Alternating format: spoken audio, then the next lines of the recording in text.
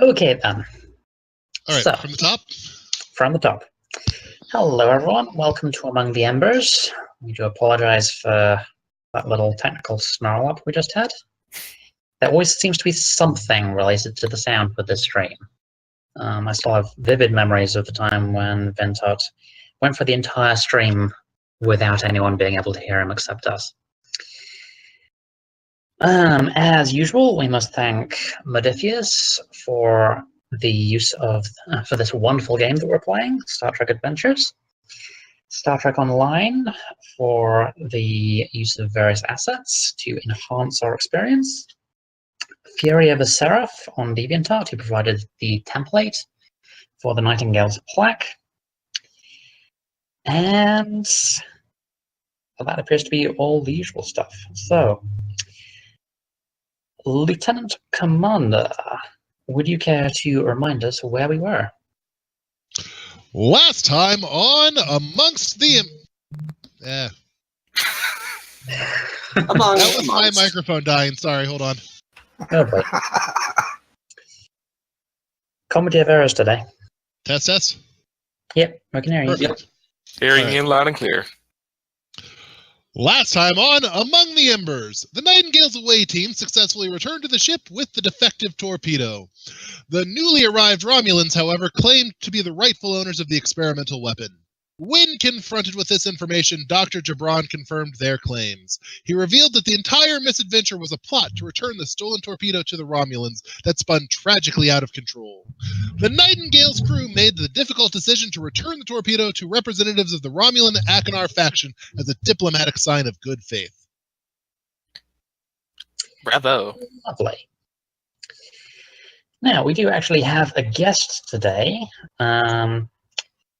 Phoenix? Is that how it's pronounced? I've never actually heard it said aloud.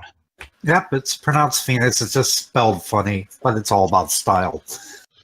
Style is important. So yes, Phoenix. Phoenix is another member of the Trust, our Star Trek Online fleet. And you actually do some other stuff involving Star Trek Adventures. Would you care to tell us all a bit about that? All right. Well, I'm actually one of the hosts of Below Decks. It is a podcast for the Geek and Sundry Twitch show Shield of Tomorrow, which uses Star Trek Adventures. We have a website. It's at belowdeckspodcast.com. So feel free to check that out. We basically discuss and review aspects of the different episodes. The first couple episodes that we did were sort of long because we started a little later after they started the show, so we combined multi-part episodes into one podcast. So feel free to check that out, and we'd love to have you guys listen to that. So I'll give it back to you there. Cool. We do also have a slightly sad announcement. Our Dr. Chankis Targath will no longer be able to join us.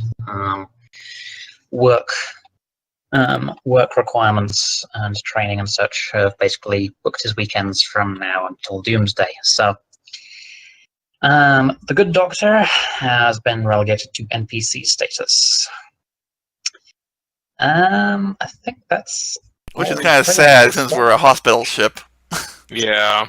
Yeah, this did occur to me, but I'm sure that you folks will work it out. And we lost our good Tellarites too. Yep. It's important to have a doctor, and it's important to have a Tellarite, and we lost both. So, most unfortunate. Very sad. All right, so allow me to provide you a little bit of catch-up beyond what happened last session. So, I prefer mustard. The Nightingale returned to Starbase to get some of the damage it sustained from the Klingon attack. Just patched up. It wasn't a great deal, but you want to make sure that there's no dents in the paintwork before going into a rough area like Romulan space. Last you heard, Dr. Gibran is in Federation custody pending his asylum hearing. And the current government is vigorously denying all involvement with the theft of Romulan property. And there do seem to be some internal political quagmires going on there between various factions and the military, and it's all kind of horrible. But let's face it, they kind of brought it on themselves. Starfleet's gonna have a field day with them. Oh yeah. But it's no longer your problem. You have officially been sent off on your original mission. If you recall, was to go into Romulan space to be the spearhead of the relief efforts, trying to ensure that all the little worlds, which aren't currently being argued over by the various Romulan factions, do actually get some help. So, with the blessing of the commanding officer of this relief effort, Admiral Catherine Janeway, you have been dispatched into Romulan space. And that is where we pick up our story. Now, in terms of immediate details, I forgot to get my other documentation up. There we go. Whoop, whoop, whoop. Oh, just testing out your dice rolls. Yeah, it looks like it's not perfectly lined up still, Var. I must admit I haven't actually seen the overlay in action since it was last updated. Thanks. I'll see if I can fix that next time around. All right, so I don't believe this was ever gone over for the benefit of the audience, so I'll run over this quickly. The Romulan Star Empire in the aftermath of Hobus has effectively split into 4. 3 sections, all of which name themselves the Romulan Star Empire, which have capitals on Rator 3, Achenar Prime, and Abraxas 5, generally referred to as the Ratorian Empire, the Achenarian Empire, and the Abraxan Empire. And then there is a splinter faction of the military, the Imperial Legion, who don't really care about the political stuff. They just want to make sure that people are actually taken care of, but that's not said there is no political ambition there at all. Warlord Taris is no fool. Now, the area that you are entering is one of the bits which doesn't fall under the control of any of them. Judging by the pattern, it's possible that Taris and her legion would show up here eventually, but for the moment, there's a lot of little colonies and fringe worlds which have just been effectively left to rot in the last couple of months since Hobus.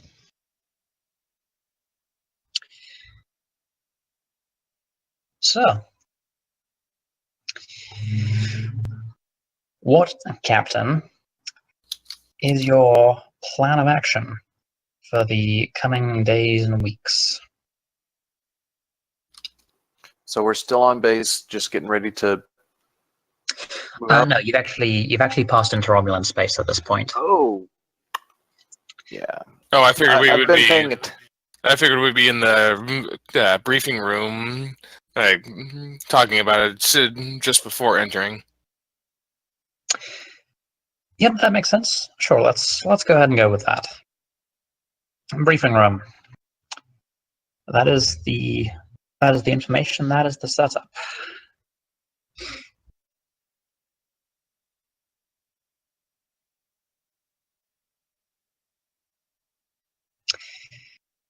Pharrell walks into the briefing room with a sweet-smelling mug.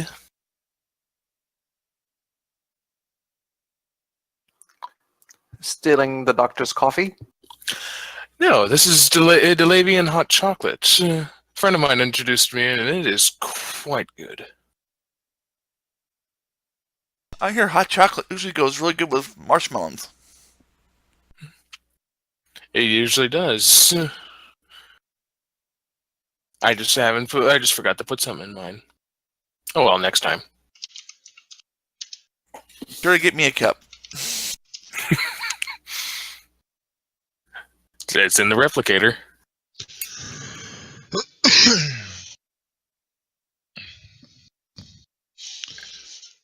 Bentot takes his seat at the table.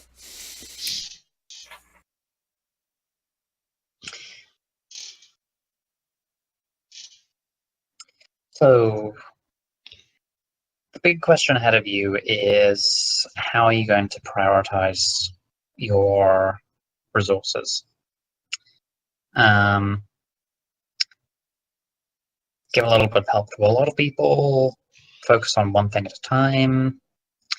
There's a lot of planets out there to manage, and you're just one ship. And there will be other ships coming eventually, but the agreements just to get the Nightingale in were complicated. Gee, things involving Romulans being complicated? Who'd have thought? No, that's entirely unrealistic. Romulans are never complicated. A wonderfully straightforward race. You just have to know how to deal with them.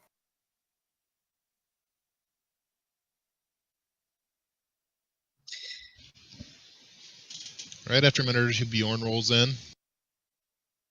Nothing fancy.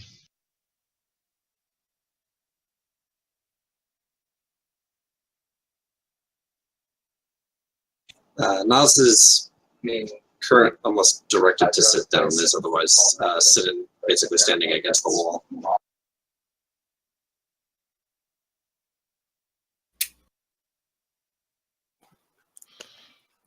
Would that be normal?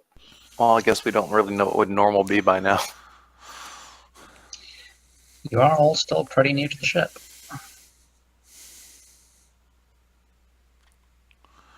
So, Nas, what made you join Starfleet again, if I may ask?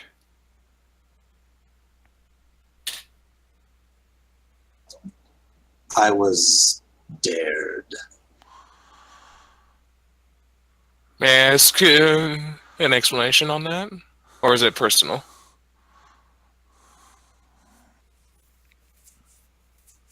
Not really personal, just hard to explain. Fair enough. I will admit, I'm finding the experience of working with you definitely interesting. I look forward to our further journeys with you.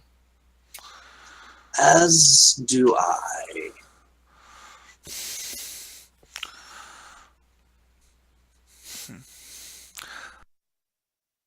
Well then, let's get started.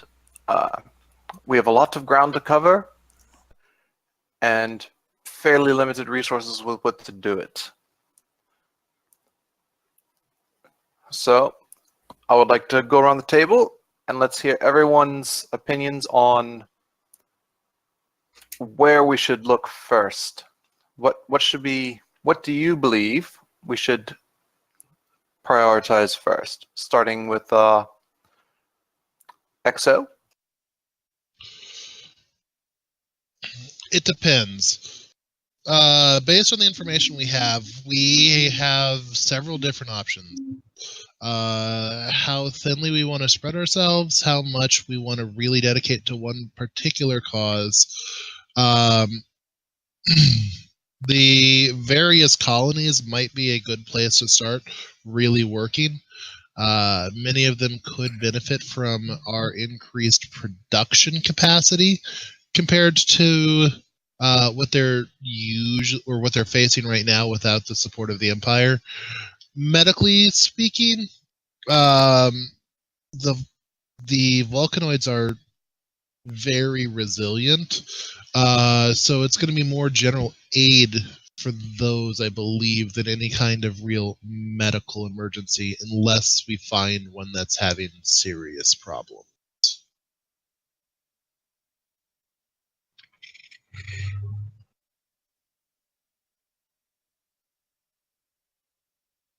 This is, after all, a very unusual kind of humanitarian crisis. Yes. Generally, when aid has to go in to some interstellar faction, it's not because their capital and most of their political system just vanished. It's because of something a little bit more broad-ranging.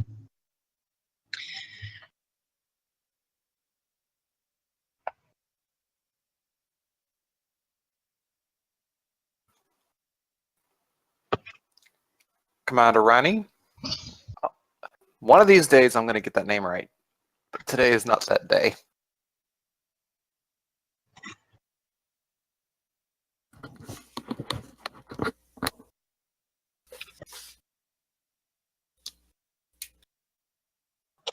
Did you catch that, Farrell? No. The captain asked, "What do you believe? How do you perceive our priorities?" I'm kind of with, excuse me, with Bjorn on this one. We should, I think we should head to the colonies, because they'll be the first ones that, excuse me, first ones to receive all the most of the refugees from Romulus and Remus. They might be ill-equipped to deal with the influx of people.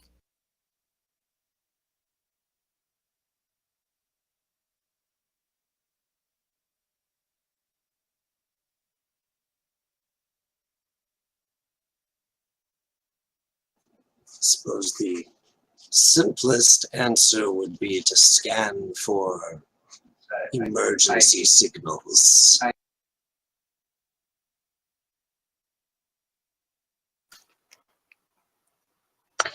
That As is a if on good. cue. As if on. Oh wow. Okay. Yeah. We're doing this. As if on cue, the you get a call from the bridge from the officer left on duty. Captain, I'm sorry to bother you, but we seem to be picking up a distress beacon.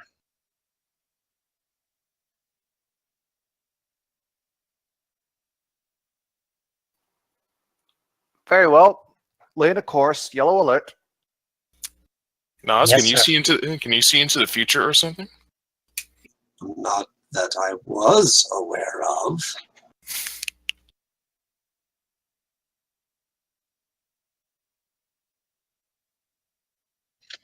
Well, you feel the Nightingale shift subtly as it alters course.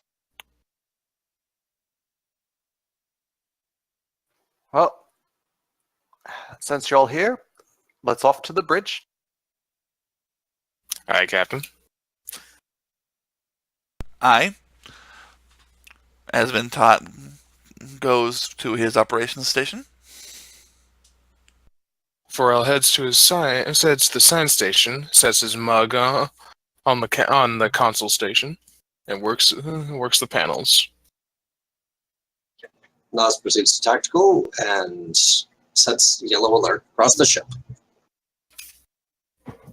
Make sure that mug does not spill on the panel, please. Will do.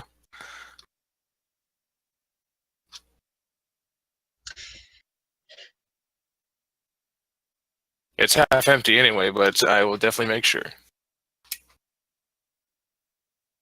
Farrell, do you want to try and get an idea of where the distress beacon is coming from? Yes, I would. Alrighty then. In that case, if you please, I would like a sensor sweep, which is a reason plus science roll. Also, everyone's momentum should be at 0. Momentum resets between adventures. All right. Alas. So this is a nice one to open up with. So obviously, complication range 1, task roll 2. That is correct, and you will also be assisted by the ship itself. So we can have a senses plus science roll for the ship from someone. Would my focus of computers be relevant in this? No, I don't think so. right. Okay. But you do have technical expertise. Whenever you attempt to come off task assisted by the ship's computers or sensors, you may reroll a d20, which may be the ship's die. Alrighty. Rolling now. Alright. Okay, that's 2 successes. And the ship. Any volunteers? Sure. Let's pull up the sheet.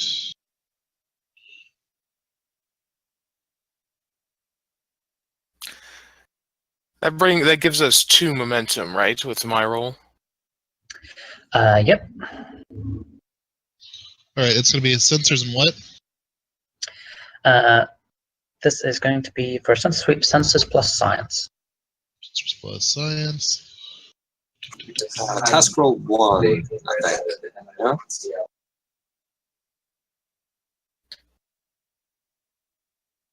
Task roll 1. Rolling. Cool. Hey. So that's 3 momentum that you've gained from that. Alrighty. Not bad. That'll set you in good stead. So yes, the distress beacon seems to be coming from. It's not coming from a planet. I guess it's coming from a ship based upon its location. As usual, if you want more information, you may spend momentum for it. Well, that puts us. We have an excess of 2, right? At this point, You're sitting on 3 momentum right now. just 3 total. Yeah, because this was a difficulty 0 check. Okay, I would like to spend 1 momentum asking if we could tell if this is at a space station or not. Everyone agreed? Sure. Sure. Go ahead. Okay. You tighten the scanning beam a little bit, and you ascertain that it is in fact a ship. In fact, it appears to be a shuttlecraft, judging by the size. Captain, I've triangulated the distress call. It seems to be coming from a Romulan shuttlecraft.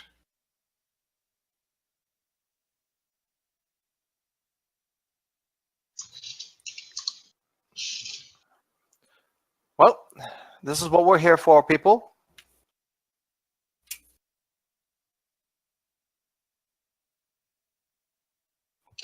Tactical standing by. All right. Begins a little discreet scan of the shuttlecraft to try to determine what kind of damage it's taken. Anything you want to do before you drop out of warp and land on top of it?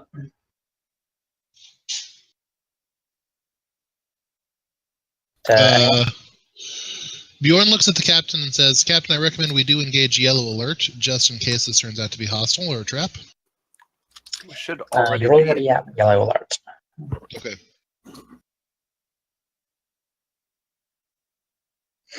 Alrighty. Well, the Nightingale drops out of warp, and lo and behold, yes, it is a Romulan shuttlecraft, an older model, judging by the design. Doesn't appear to be damaged at all, just old. They must have scavenged that shuttle somewhere. hailing frequencies. Channel open, Captain. Romulan vessel, this is the USS Nightingale. What is the nature of your emergency? Oh, thank the elements. I'm glad I found you. We need help with our colony. With everything going on with the home world, we need help. Please come back. Come with me, please.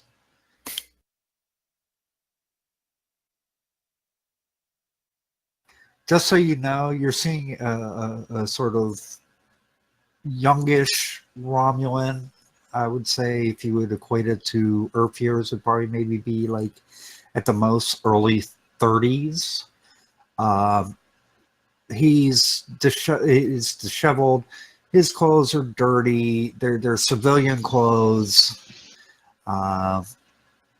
He's got the sort of bowl cut, the prominent ridges, sort of angled a bit more towards center than as opposed to laying slightly at a 30-degree angle. They're probably more like a narrow V rather than a wide V. Exactly.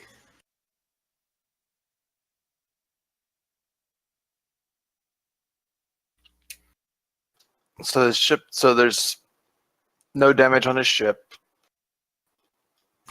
There's no damage. It's just old. Captain, I would recommend tractoring the shuttle into the shuttle hangar.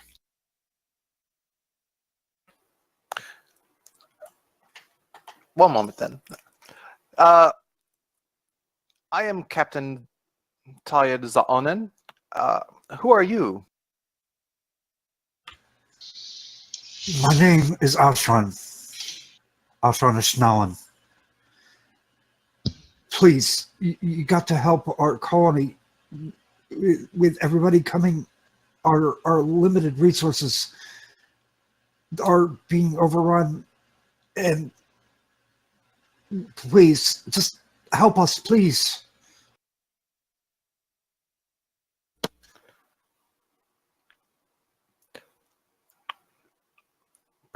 Come on board. We'll have you come aboard, and we discuss more exactly what you need.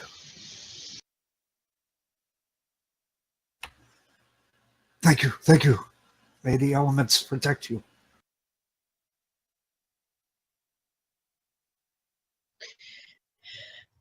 Well, it's easy enough between your skills and the assistance of the ship's tracked beam to dock your shuttle with the Nightingale.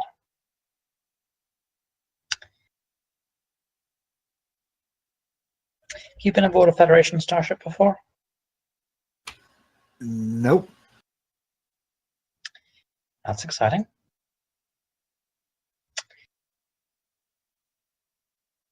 All right, when we get them docked, Bjorn's gonna look at Nas and say, Commander, if you would, with me, Captain, we'll go greet the visitor. Aye, Commander. And so yep. So that's fine. This Lieutenant Commander Vinta, you have the bridge. Yes, sir.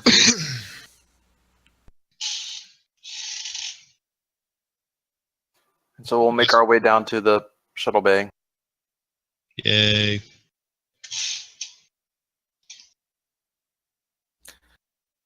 I would say I hope it isn't too serious, but I know better than to say that. Well, I hope we don't kill them by sending down a Gorn to greet them.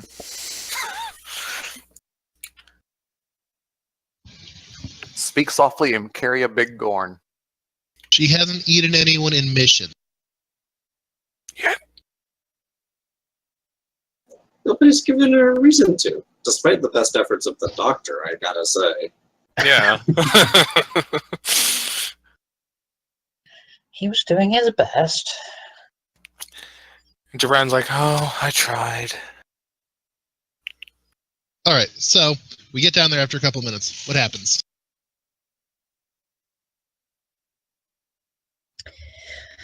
Well, it's your hangar bay and your ship. What are the standard protocols for an unknown visitor seeking help? I would suggest. I would think that it's to have like at least like one security personnel present, given that it's an unknown,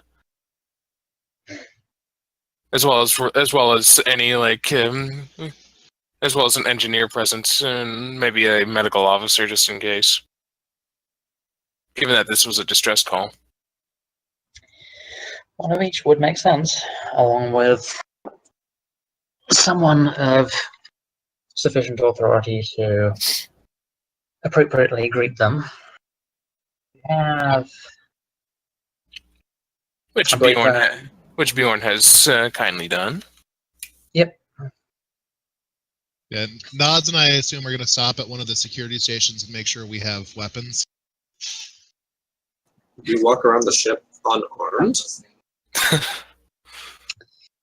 To be fair, security officers are the one group of Starfleet officers which you do see carrying a phaser more often than not. That's fair. Because predominantly Starfleet officers don't actively carry weapons. Yeah, but Nas is a security officer, so she gets a special pass on that. True. Bjorn also studied under Thunder Punch Riker, so Yes, well. Alright, well, you arrive in the shuttle. One of the junior doctors and a engineer has joined you.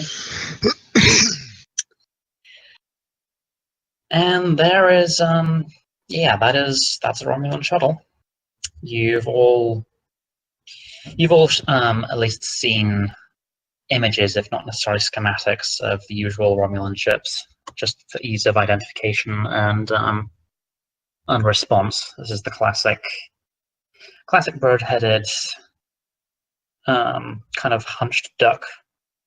Is it the Kestrel shuttle? That's the one.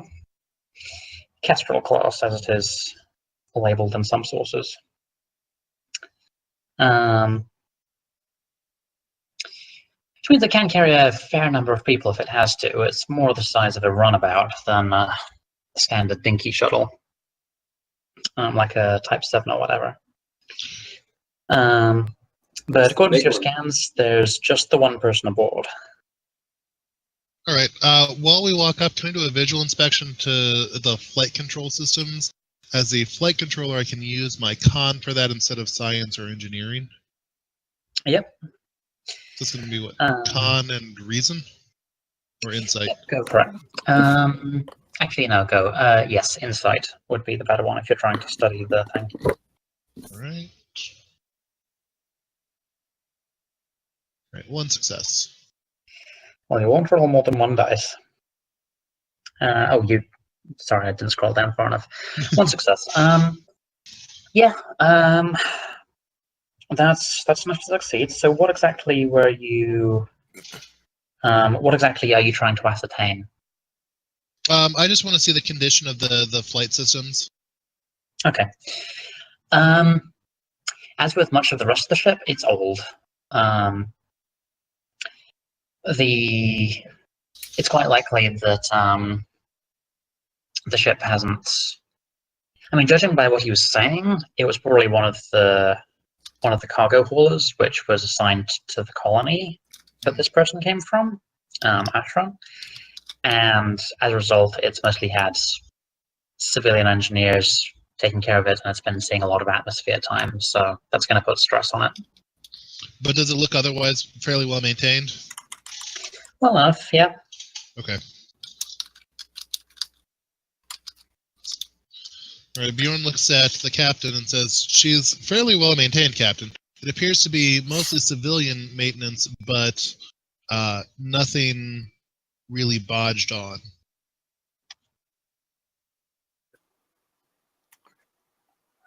Well, that's pleasant to know, at least. It confirms my suspicions already, so far. Let's meet our guest and see what we can do to aid him. That'll be your cue, Ashram. And Ashran steps out of the shuttle, looks at the assembled Starfleet personnel, including the Gorn, which prompts an odd mix of curiosity, suspicion, and outright fear that a Gorn is on a Federation starship. And he goes, I am Ashran Isnalan. Who are you? Did the captain come in? Oh yeah, it's the captain, Commander Bong, and the Gorn.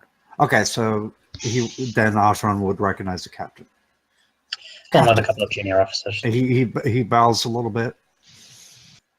Body elements, thank you. I hope that you can help. I know our people have not always been welcoming of your kind, but we're just a small colony, and we can use all the help we can get.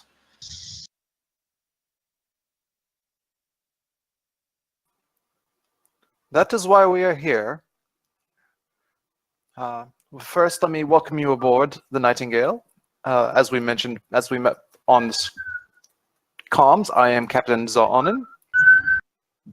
This is my first officer, Commander Bong, and my second officer. Hold on, coffee has yet to kick in. Commander Bazan. She indicates. When we head off to my conference room where we can discuss what you need. If you have coordinates to your colony, I can have us set course in the meantime. Do you require refreshments, cleaning up, a chance to sort yourself out, maybe? That would be kind of you. Thank you. Perhaps I should get cleaned up and speak to you more.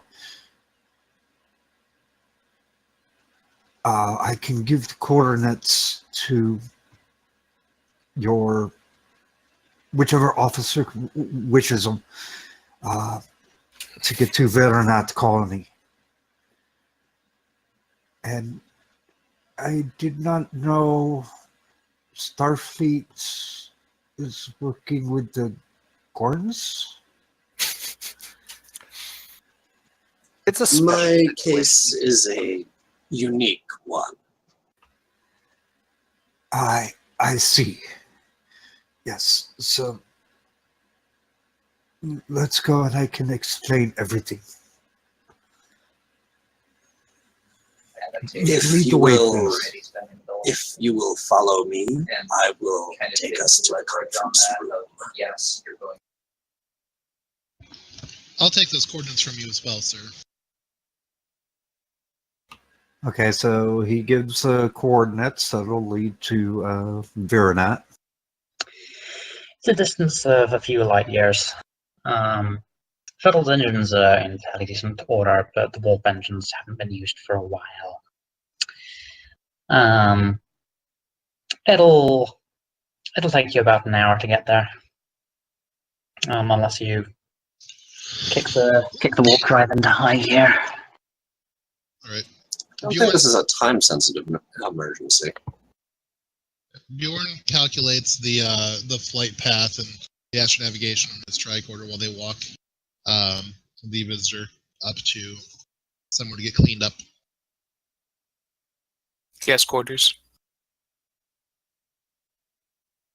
We have plenty on board.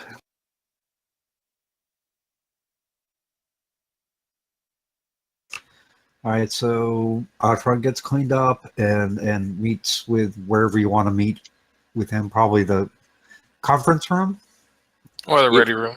or ready room. Okay, Whichever one. whichever one works for you. Probably be ready room because I don't think the that ship has an actual like conference. Oh, yeah, it would have a conference room. Just yeah, probably. It's only going to be a couple people, so yeah, the ready room would make more sense. Indeed. Oh, looks like we've lost the captain briefly. All right. Let's move over to. The second officer Nos can take point, so to speak. Sure. Okay.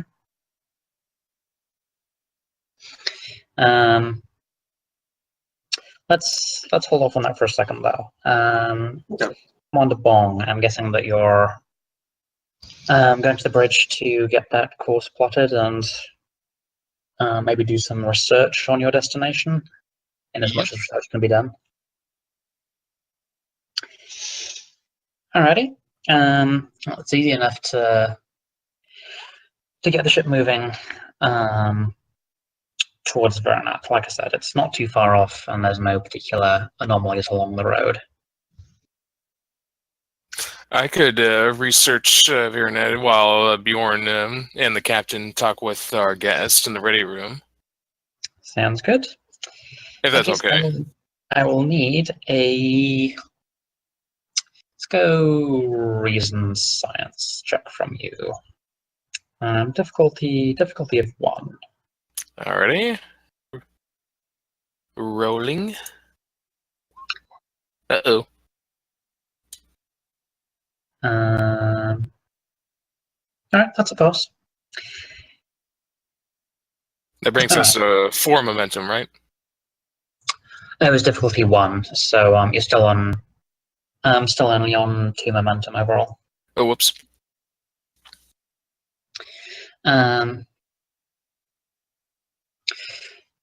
So there's not a great deal of information on Virinat. It's a Romulan colony, and until very recently, this wasn't exactly a friendly place to Federation ships.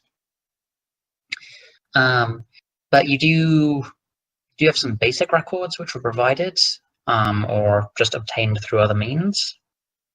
And Virinat seems to be a relatively recent colony, founded in the last 30 years or so.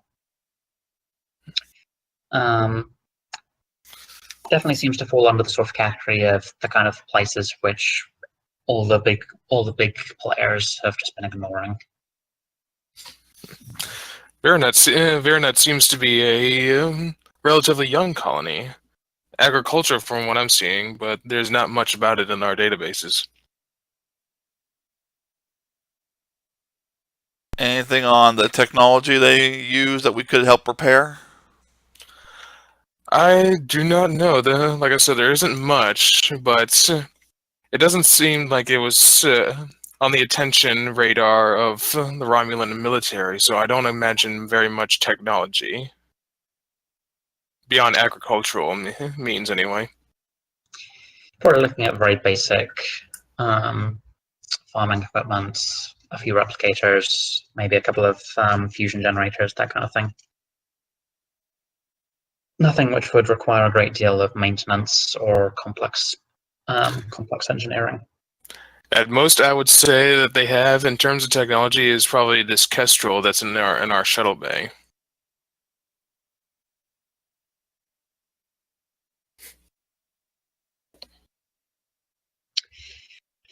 Well, that is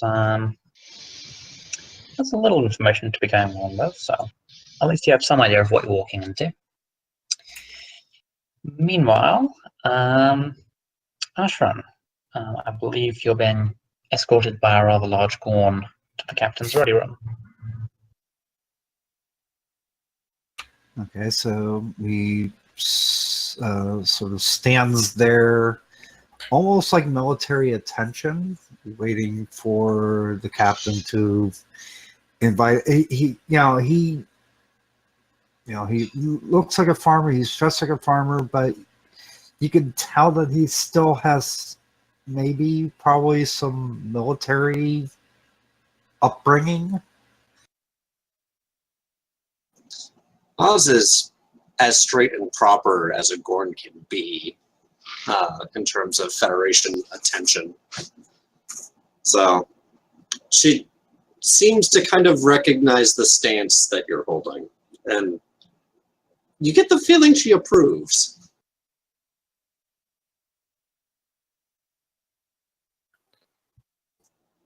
You were with the military? Yes, I was part of the Imperial Navy, but that was years ago. I left and stayed on the homeworld for a couple of years, and then my wife and I decided to move to Virinat to just start a simple life. I wanted to get away from the politics, the one group not knowing what the other has done. So I took my wife and we moved to Virinat about 2 years ago. I have a small farm there. Nothing large, nothing to what is the Federation phrase? Nothing to write home about. But it is ours. And that is good.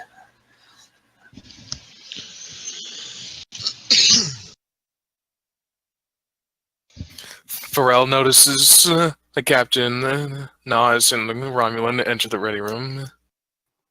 Thought we were waiting on them to. Oh, sorry.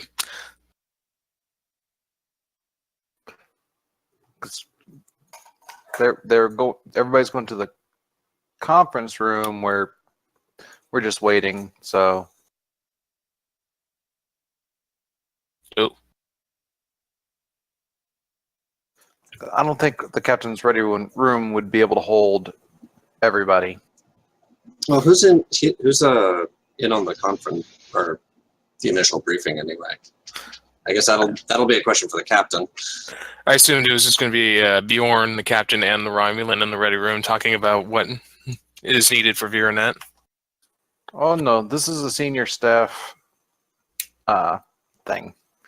Alrighty. Alrighty. Conference room it is. Okay, and we'll just adjust the conversation. Whenever there's a pause as they're walking there. Yeah.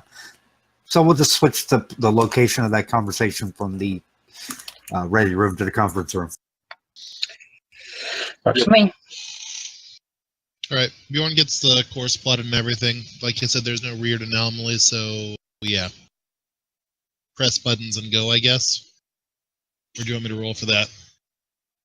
No, no, it's an easy enough task.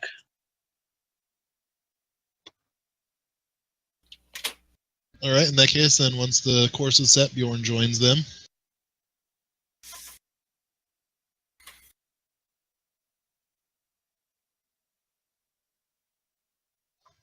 Pharrell sips his hot chocolate as he waits. Hey, where's mine? I told you it's in the replicator. Once they reach the conference room, Miles will gesture for their guest to have a seat, and will take up a ready position, just kind of by the wall.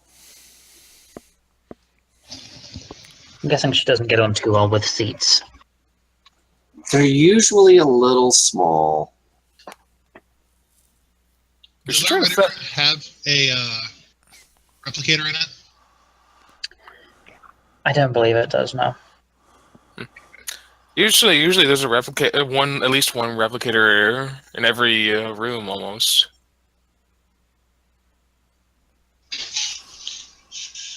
Is ours the Voyager era ready room?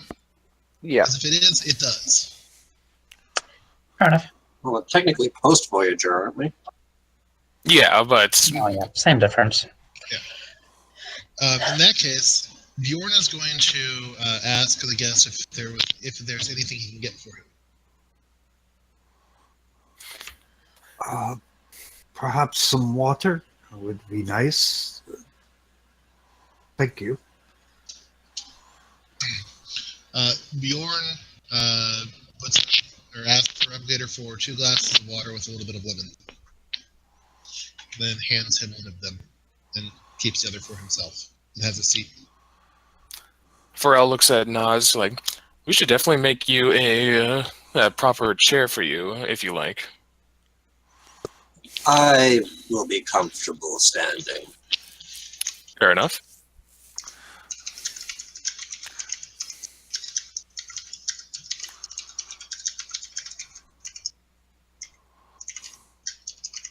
So,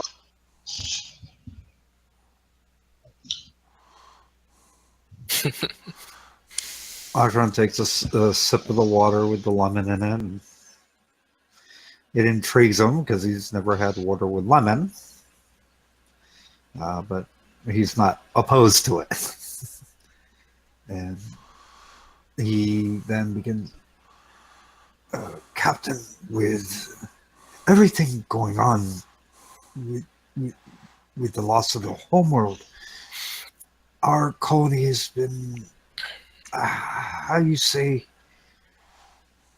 overrun with refugees, which puts a strain on our colony.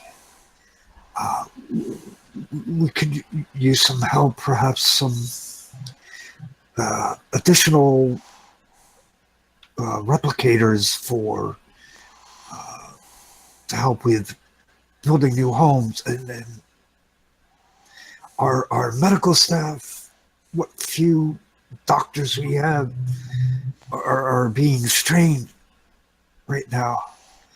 We do get some supplies from a Cardassian ship, but and there's a very distinct pause there. But I would wish you to help us in this time of need.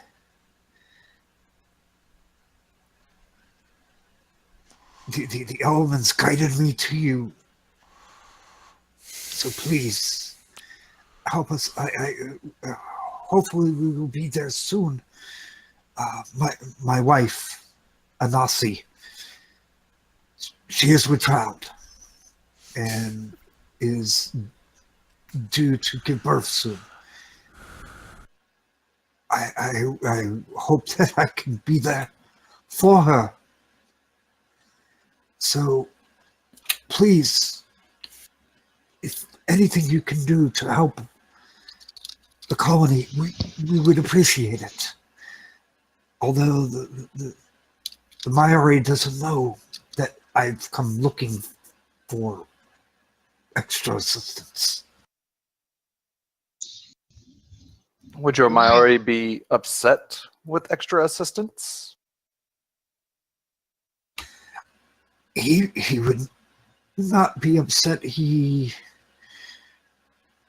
To be honest, he tends to be very quiet and unassuming.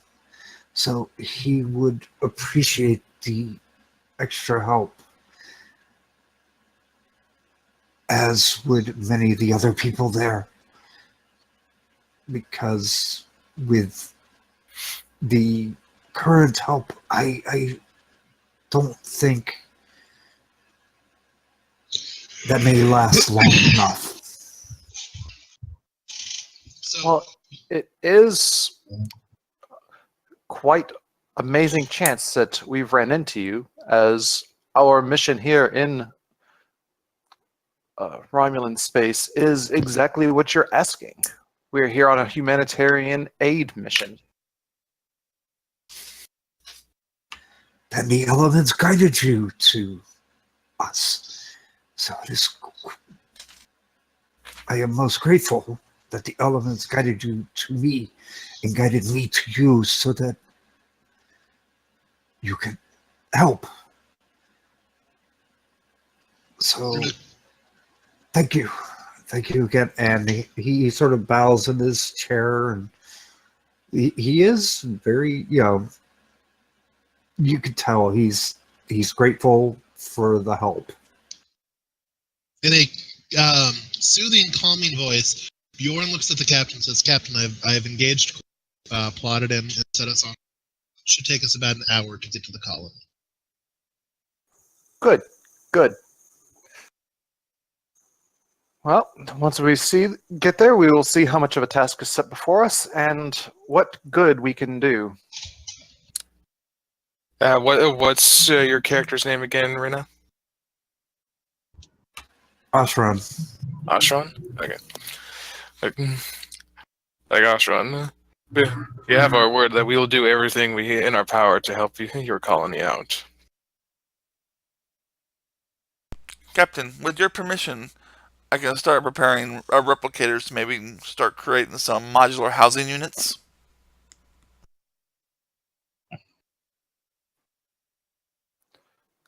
That sounds useful. What is our spare replicator inventory looking like?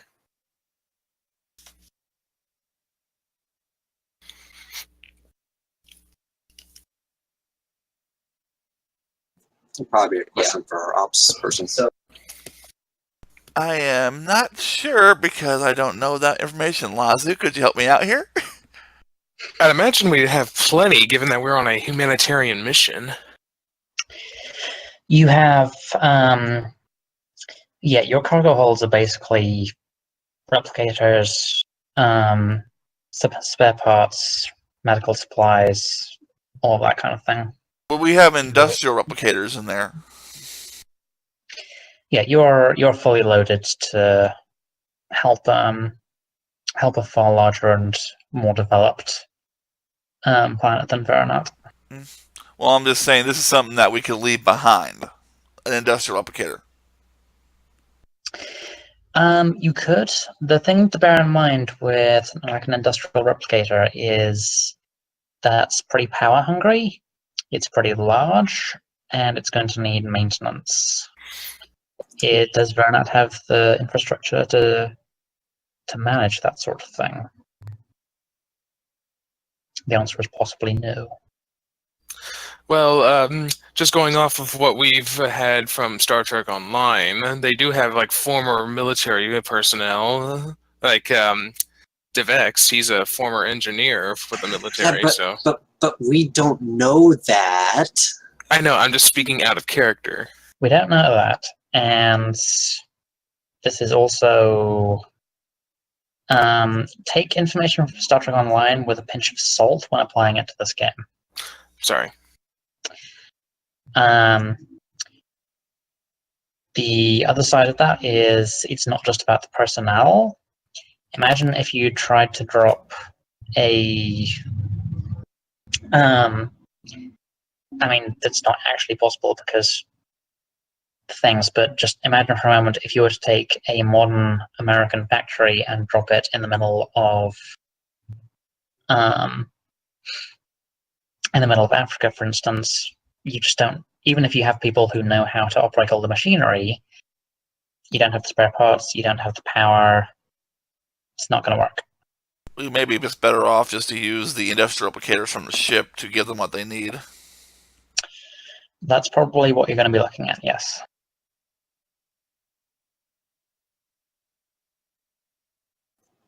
A question for you, sir.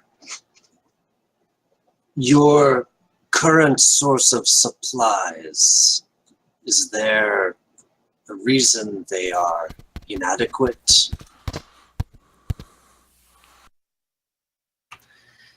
It's not that they're inadequate, it's just... Not enough. Not enough now, They may increase their supplies, but I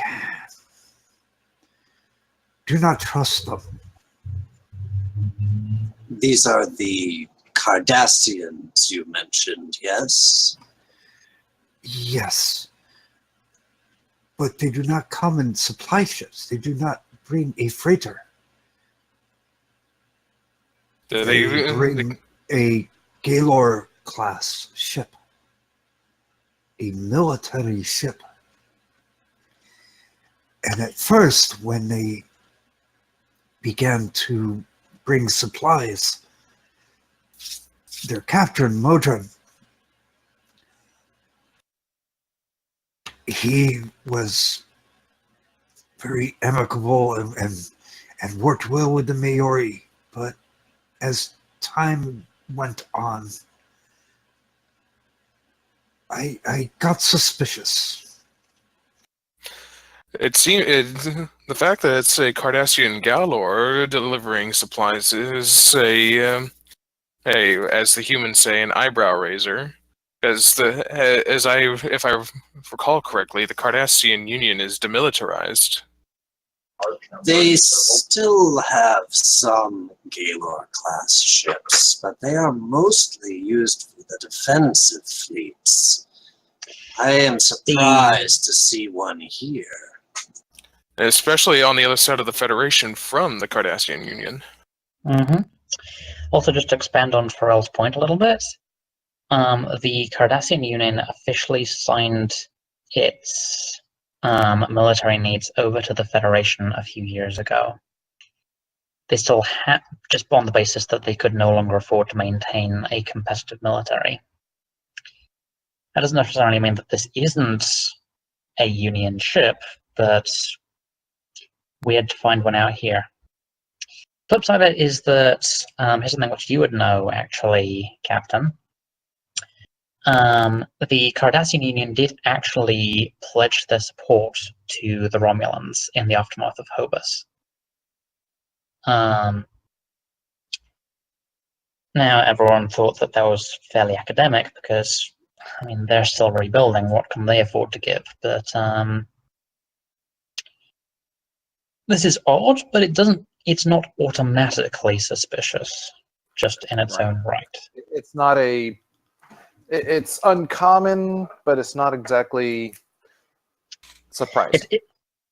If the only information you had was that there was a Galore class acting as a supply ship, providing humanitarian aid to a Romulan colony, weird, but sure.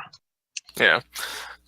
Which is why I carefully chose an eyebrow raiser rather than suspicious. Mm-hmm. Just spreading information. Yep. Is this Modron likely to arrive again anytime soon while we are assisting you? Assuming that he maintains his schedule, Ashram, he'll be arriving in the next couple of days.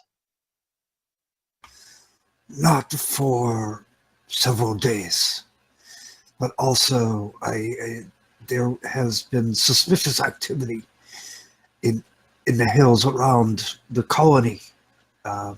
Figures moving around. I believe that Modron might be doing something because he's become quite, how do you say, manipulative. Captain, with your permission, when we arrive, I would like to do a sensor sweep of the surrounding terrain. I will be able to take care of any security issues that may arise with securing the colony.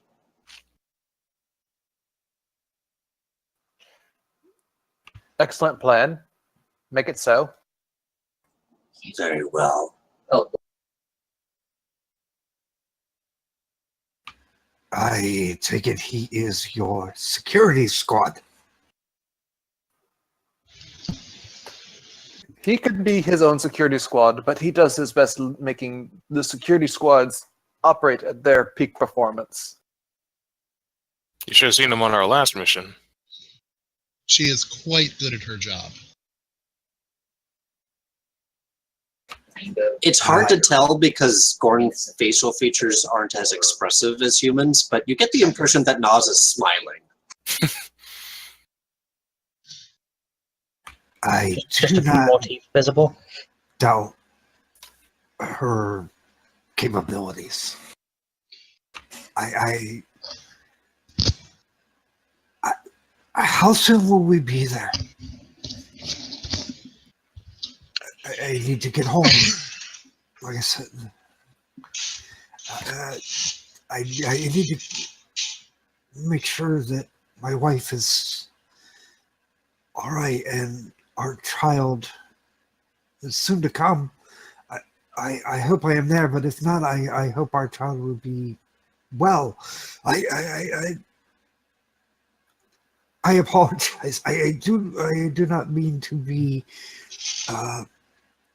curt or forward. I just want to make sure that everything is going to be fine. You have nothing to apologize for, Arshran. Just We- because it's what I do. Insight check. Because it's what I do. Oh dear. All right. That'll be do, do, do, do.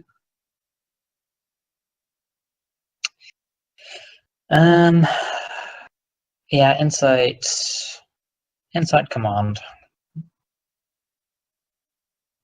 And I will allow your Romulan culture focus for this. Ooh, fun.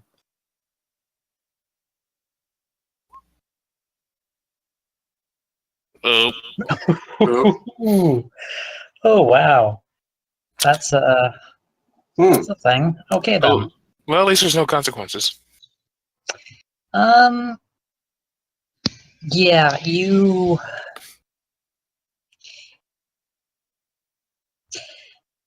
can't get a read on this guy.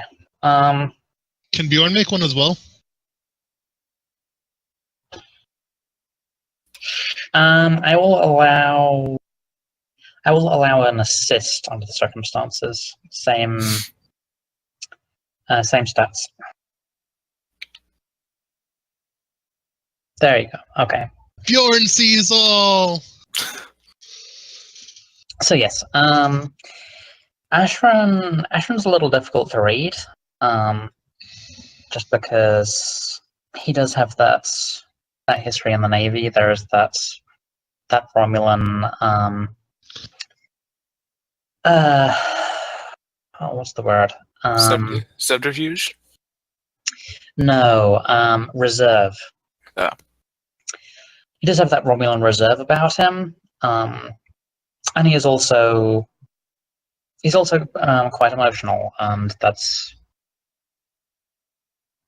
fogging things a little bit. But you, the captain and the XO, the two of you just sort of exchange glances, silently share information, and agree that this guy is genuine. He's telling you everything he can.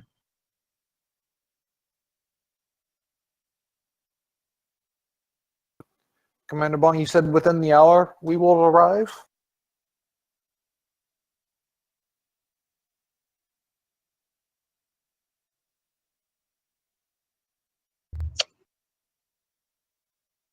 Commander? Bong, that's your cue. Sorry, mic was muted. Bjorn pulls out a strike order just to double check and looks at him and goes, yes, sir, we are approximately a third of the way there.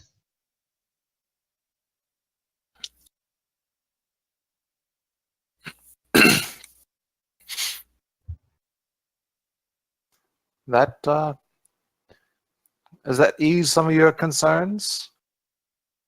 As she looks to our guest.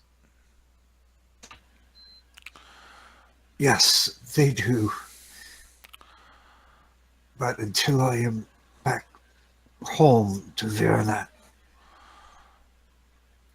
and my wife and seeing you help us, then I will be even more grateful to the elements. Understandable.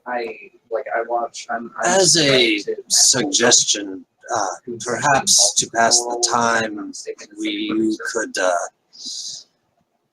give us some specific instances of assistance we could render, particular issues you may be facing.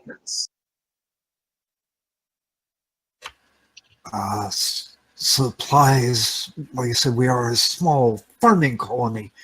We did not expect such a large influx, so food and other materials for fixing items such as our water wheel, keeping what few power reactors we have going. So parts, tools, food, medical supplies. Modern has been bringing some of that, but as I said before, his tone has changed, especially towards the Maori. And to be honest, the Maori is not one to stand up against one he feels is superior. And right now, that's how he feels about Modern, as far as I can tell. The man is very timid. He is a good man, just does not always know when to assert himself. I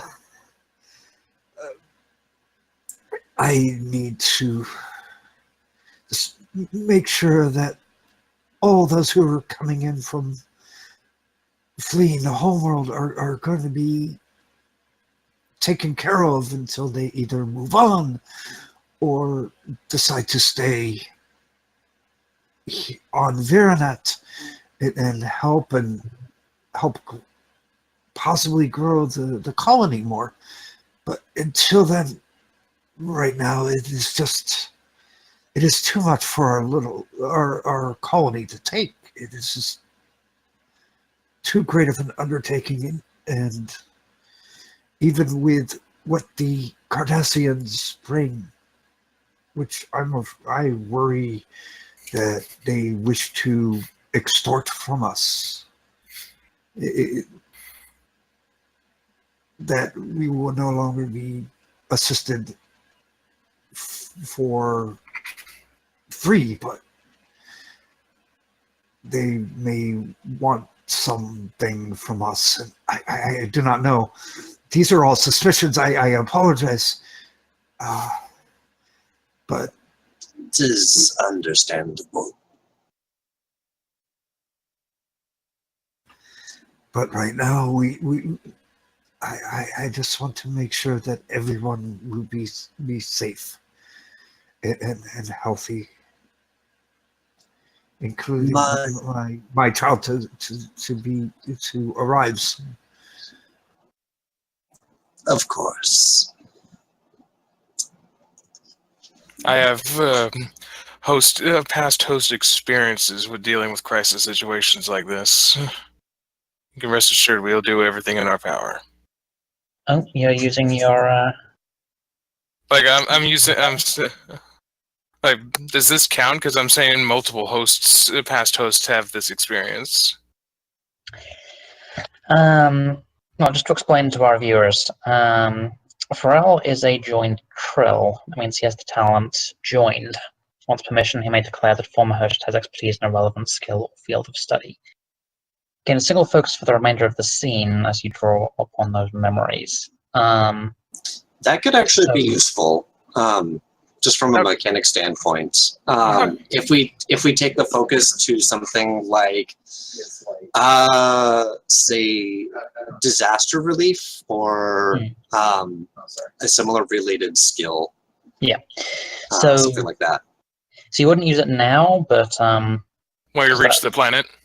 Yeah, I thought that it lasted longer than a scene, but apparently it's just a scene. But yes, that will be useful. And that's a good idea. Alrighty. Okie dokie. Anything else that you good people want to discuss before you arrive, or shall we just handwave discussion of On ahead. details and I got something. individual crises? I got something. Carry on. Okay. Captain, I also like to start preparing some engineering away teams. Maybe go look at some of their technology and try maybe to either get it up to maybe spec or even maybe improve it for their future needs. Excellent idea. My recommendation on that front would be to focus on their power generation. With power, they will be able to supply further improvements. With what I said earlier, Captain, I'd like to help head up the relief efforts.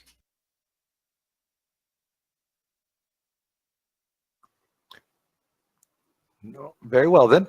This can be your show.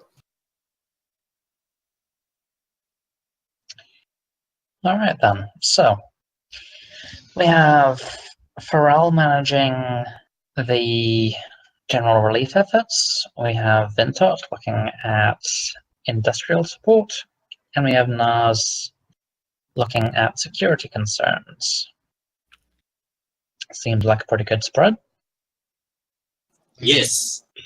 Have we gotten to the point where Starfleet relaxes restrictions on commanding officers taking a more active role in away teams? Because I know that happens. I just don't remember where in the path to 2409 that happens. I don't know. What do you want to know specifically?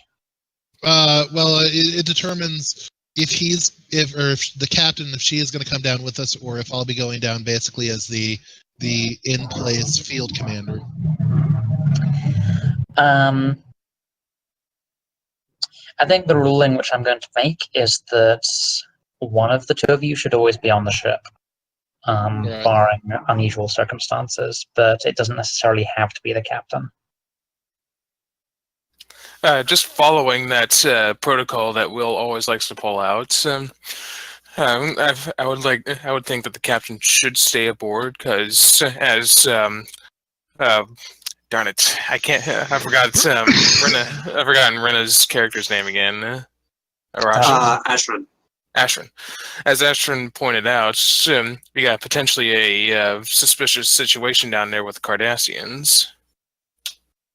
Yeah, for establishing a field command, that would probably be me. Then we can swap out once we have an actual emplacement. Oh, I'm going down to meet the Maori first, and then we can. Once that's happened, I'm probably the best option to make a first impression.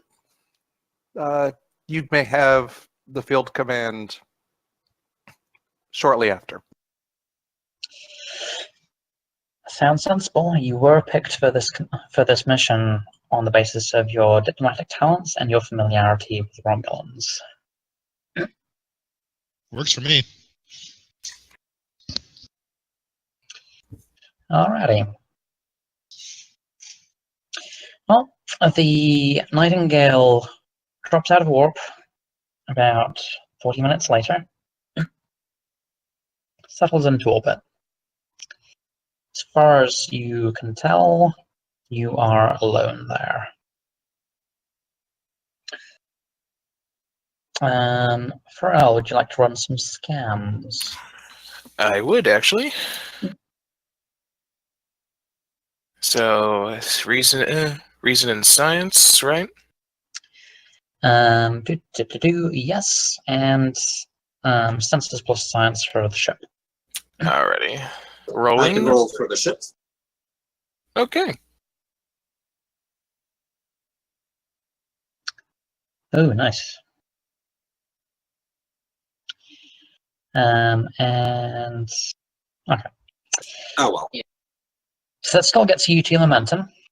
3 momentum, I'm sorry, that was difficulty 0. What's our total at currently? That just boosts you up to 5. Nice. So, yep, the colony is much as Ashran described it. There appears to be a few towns scattered over the area, but it's all centered in one part of the continent. It's yet to really spread that far. And you can clearly see which was the largest one, where the first touchdown was, if you will. Other questions cost momentum, as per usual. Do I want to detect that they're using an old Talis warbird as a structure down there? Because Meta knowledge. Sorry. You can scan for Okay, that was a little blanket. You can scan for signs of technology, and that will, unless they've been hidden somehow, that will reveal any ships or anything that are down there. Nas definitely wants to get a scan of the colony and kind of the immediate surrounding areas, just to see if there's anything that turns up there in those specific locations. But beyond that, she's going to defer more to the science officer to see what is appropriate. I think I'll follow that line of thought and scan the surrounding region. Okay. What are you looking for in particular? Anything really? Anything that's is out of the ordinary, or? I think initially mostly power sources would be her primary concern. Yeah, power sources. Power sources. Okay. Well, of course, you pick up any technological readings that aren't indigenous to the planet. Well, you do pick up the fusion generators and such like in the colony itself. There are also signs of a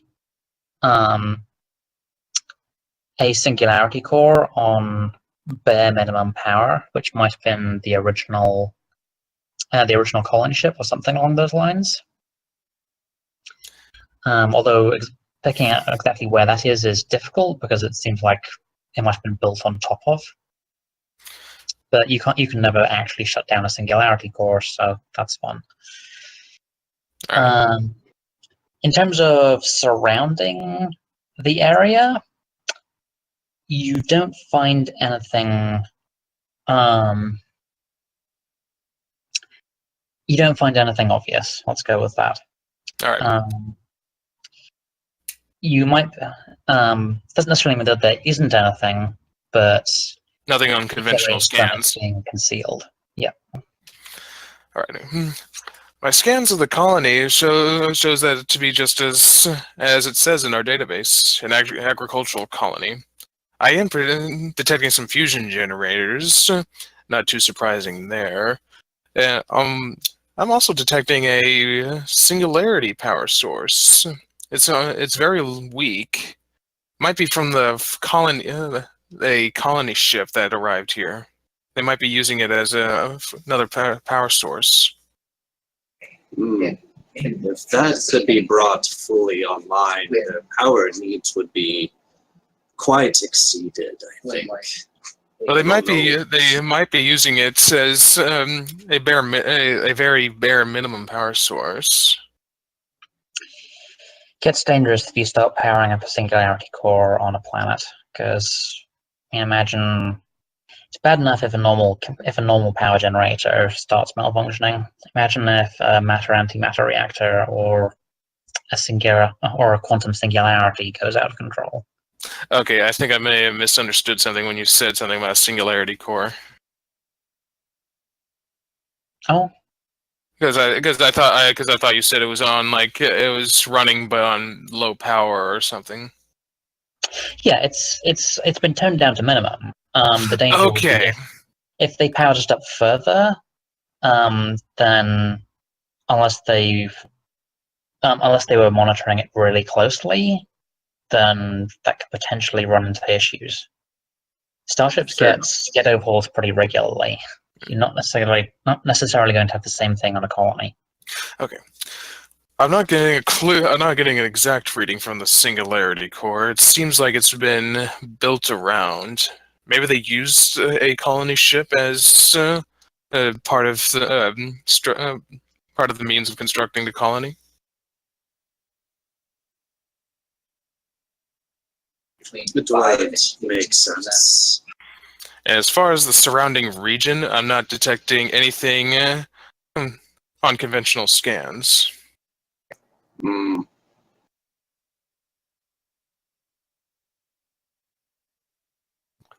Well, we'll have more information on what it is once we get down to the planet.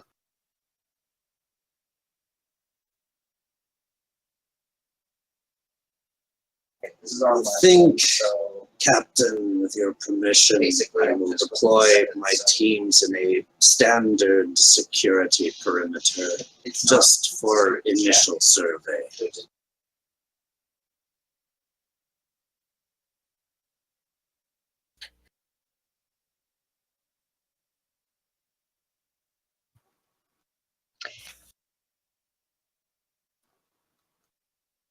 What was that? I missed that. Nas was just saying that she would like to deploy her security teams in a standard security perimeter just for immediate survey, and then follow up as needed if needed. Of course.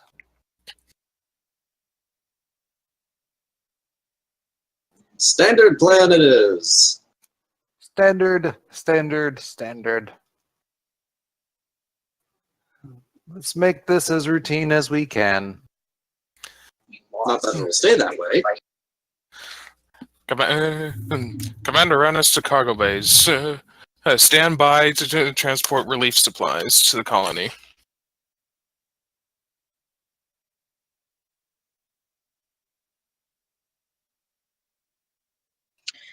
Alrighty then. That seems like a suitable moment to take a break. Ta-da! Real quick before that, a quick question with what Eric just said there about being down supply. Shouldn't we kind of wait to make that order until after we know what exactly they need? Just the thought that came in my brain. He did say prepare. He didn't say do it. Yeah, I did say stand by. That means like just get ready to assemble what's needed. Fair enough. That is a valid concern, though. As an out of character or in character note, sending down, we should probably send Ashran and the captain down in the shuttle along with some of the senior staff, and then once introductions have been made, we should probably actually start beaming things down after that. I would concur with that.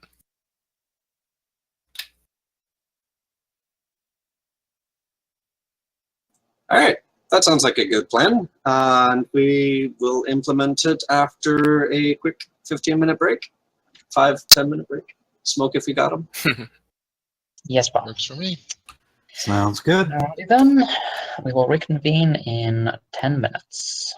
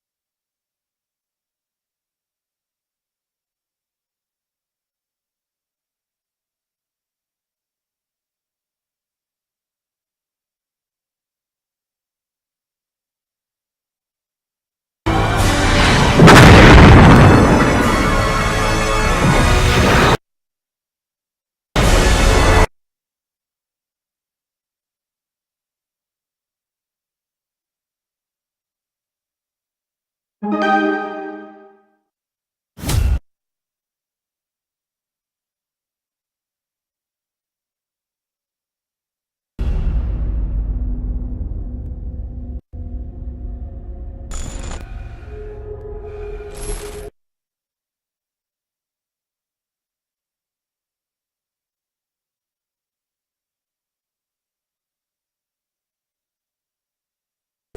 the legends are true,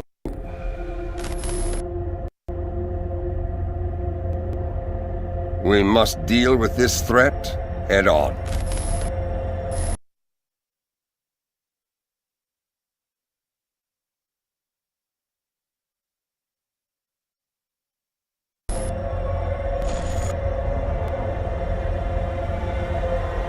For there is no honor in retreat.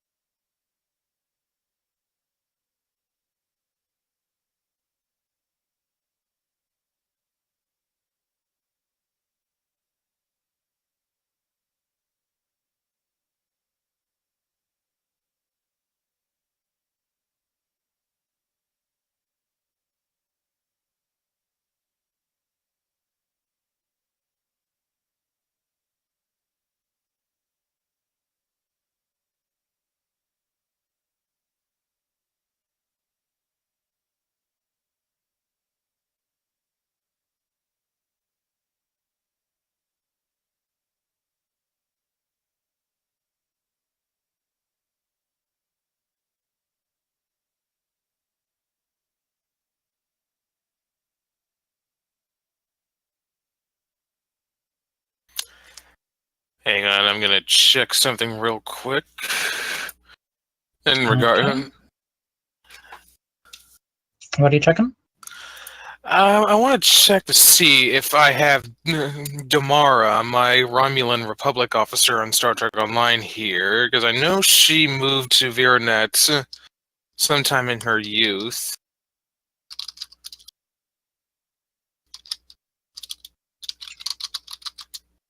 And I have her as a science profession person, so she might be able to help out in relief, depending on how old she might be.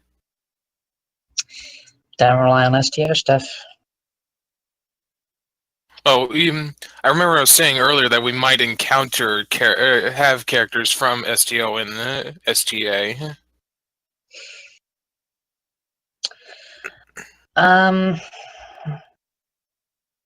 I mean, if we don't want to do that in this particular instance, that's cool. It was just a thought that occurred to me. I think it's one of those things which is only going to be relevant in this instance as an off-screen Easter egg, really. So, for the most part, the details of the relief and such is going to be dice rolls, hand waving, that sort of thing, without going into too much detail. Okay.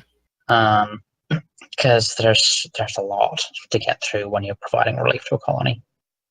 Anyway, V, are we back up? I believe so. Lovely. Yes, we are.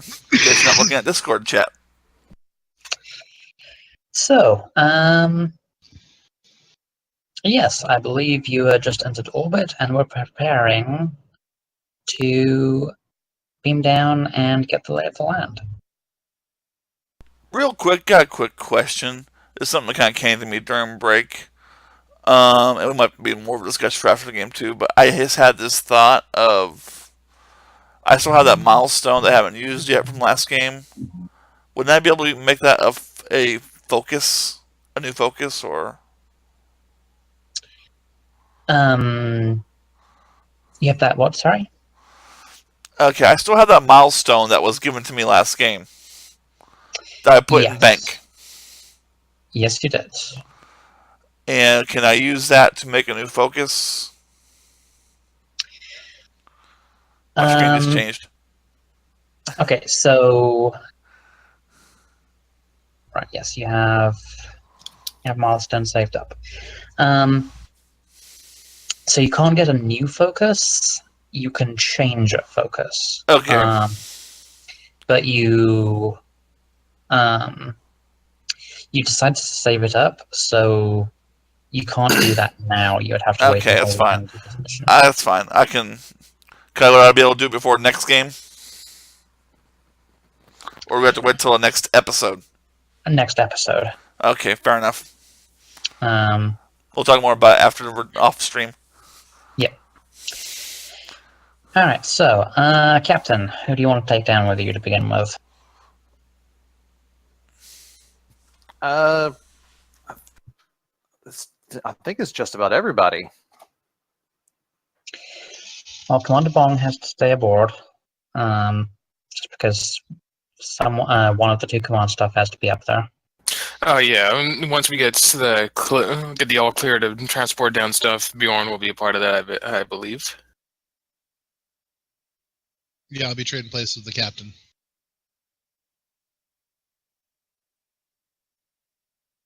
And Ashram would be taking down the shuttle whenever you're ready to have him bring the shuttle back down. Well, I mean, what you could do is you could probably use that to ferry some supplies down. I mean, we in terms of people going down, I would think maybe Nas should probably hold back until we get the all clear to transport stuff down, personnel and stuff down. Given that he's wanting to set up a security perimeter. But you don't want to send down the captain without some form of security. Fair enough. Yeah, I'd have to agree to that. Captain would be like, "Oh, we'll be fine. Don't worry about me." Phaser shot. And that would be most unfortunate. Alright, so I'm hearing everyone except Bjorn. Sounds like. Alrighty.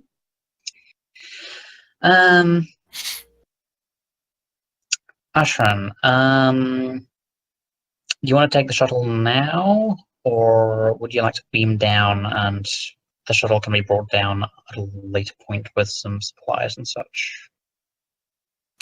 He'd probably would want to take the shuttle down now, just to get it back so that if it is needed. I mean, he does care about the colony, but this was sort of a rushed emergency type situation, so he wants to make sure it gets back. If need be, we can use the runabouts on the Nightingale. You're not short of shuttles now. Alright. That's the thought actually. Do you want to take the shuttle down with Ashran or take the transporter? My suggestion was to take the shuttle down with the command staff, and then once introductions have been made, everyone can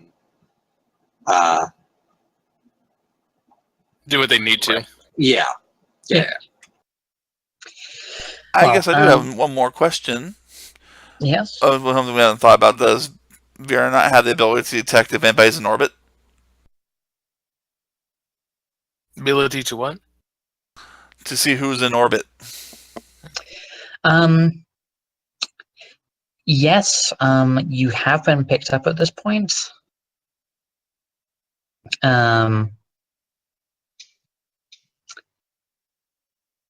Do you want to just say that we're sending some people down to meet with you, or do you want to have an actual conversation at this point?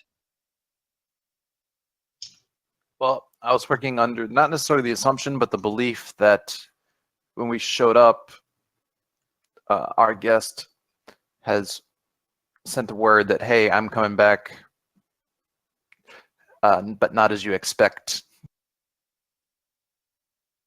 Okay. I'm happy for you to just head down there with minimal fuss. Yeah. All right. Well, needless to say, the Nightingale is pretty busy. All hands on deck, getting it ready for providing relief. Engineering and medical staff everywhere, running around like headless chickens, all this kind of thing.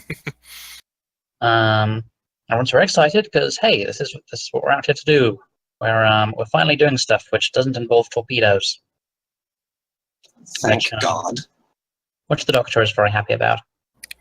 Or chasing around suspicious doctors. Yes, well. But you get aboard the Kestrel and pilot down to Virinat and land at the well, spaceport is a generous term, but it'll do. Landing pad.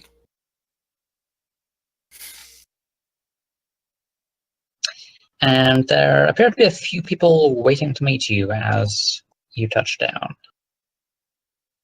Yay, I hope. Hey, new people. You meet all the interesting people in space.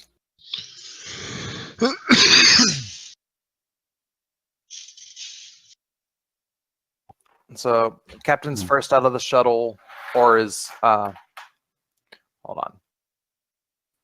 Is Ashron first out of the shuttle? Ashron would probably be the first one out of the shuttle. So Would make sense. And then Ashron, Captain, Nas, then so on and so forth. Okie dokie. Well, Ashran, yep, you see some familiar faces. Not least being Timas, the Maori. The rest are just the usual suspects of farmers, engineers, the community leaders, as they say. And Tiamas just steps forward a little bit, looking at you with some evident discomfort, perhaps a little aggravated about the borrowing of the shuttle.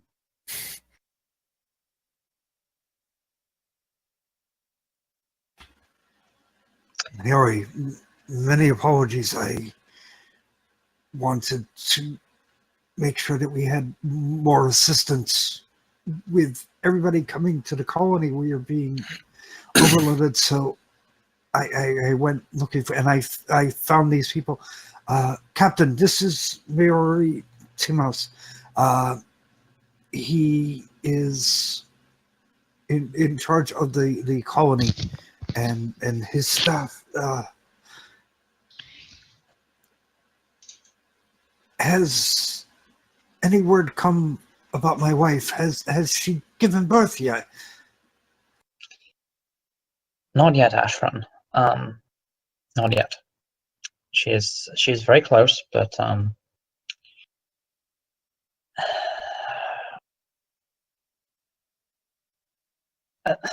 Ashran, you should have asked before taking the shuttle. This colony is founded on trust.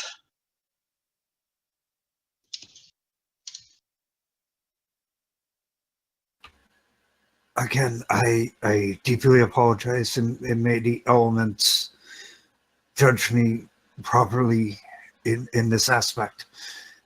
And again, I am deeply sorry. I was just worried about our colony. I was afraid that the supplies that Captain Madron was bringing would not be enough, especially with everybody, all these refugees from what happened with the homeworld. So Yes, I wanted, and I understand. came across them. And it's lucky he ran into us. Hello, I am Captain Taya Zaonen of the USS Nightingale, sent here by the Federation under agreement of the Romulan political entities. We're still not sure which one yet, but we'll figure that out, helping you along, to provide aid and relief to colonies such as yourselves that are being overrun with refugees. Well, yes, of course we have. Please do not misunderstand me. We are very grateful for any help that you can offer. Forgive me, I have never actually seen a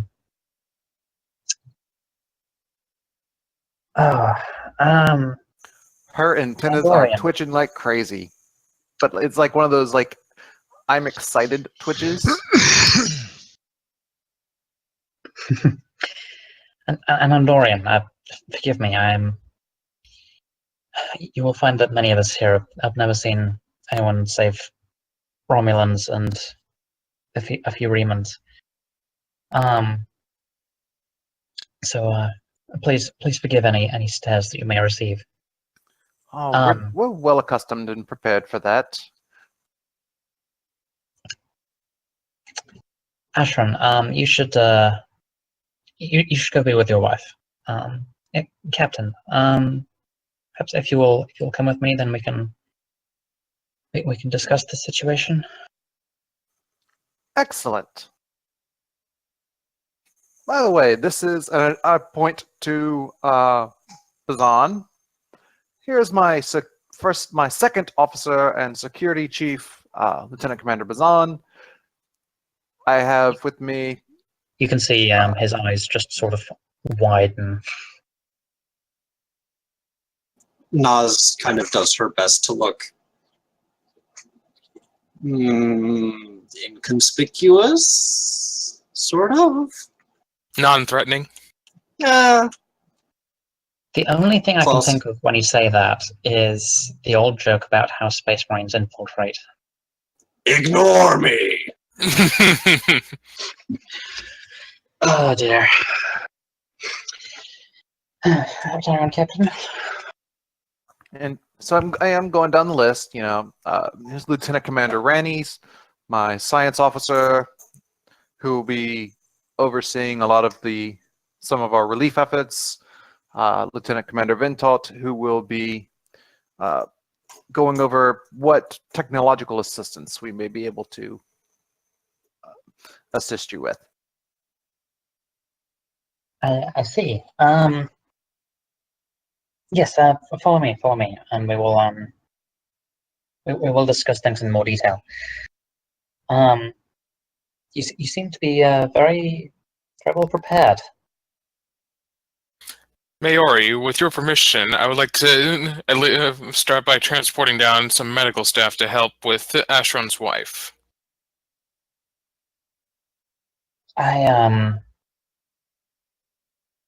Yes, I suppose that would be proceed. I sincerely doubt that there will be any objections to accepting assistance from you, but Always good. It's always good to be prepared. yes.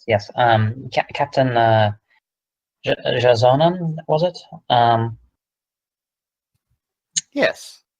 Yes. As I said, come with me. Come with me. Rannis to Nightingale, transport one medical staff down to aid Ashron's wife. Well, So I'm taking. Is everybody coming with me too? Nas is coming with the captain for now, yes. And I'm coming with two, just to know, just to make sure I know what exactly to call for supplies and stuff. And then when the medical officer beams down, Ashram would take his leave, and he does say when we call for the support, body elements, thank you once again. And then, like I said, when the medical officer comes, he'll lead them to his wife.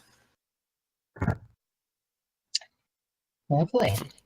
Pharrell gives a respectful bow to both the Maori and Ashron.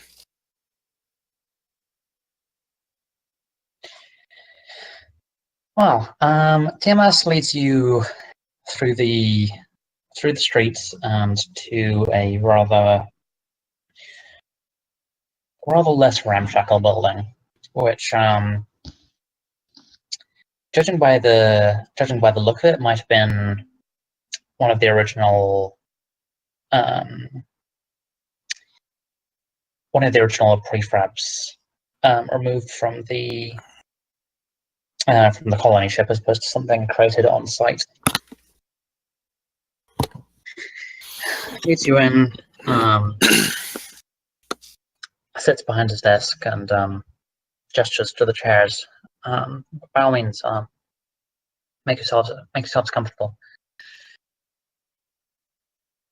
He has this strange nervous tick of just brushing his eyebrows as he talks.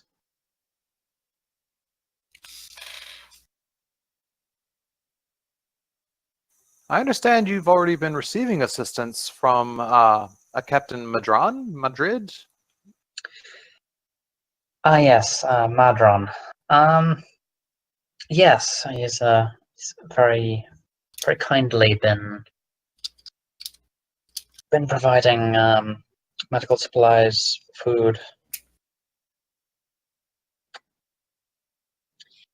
That's a good point, actually, Pharrell. He wouldn't be a gull. Gulls would be A Gull is a rank which is more akin to Commodore or Rear Admiral. I thought that was Legate. Legate is more Fleet Admiral. Okay. Because I'm pretty sure, actually. Because Gull strike to me as a more like a captain, or somewhere around a captain. Cardassian ranks. Okay, let me just look this up briefly. The Gull is comparable to a captain. Huh. Fair enough. That was not the impression that DS9 gave me, but okay, I can work with that. Gul Madron, yes. He's been very kindly providing what assistance the Cardassian Union can to ease us through this. Food, medical supplies, all that kind of thing.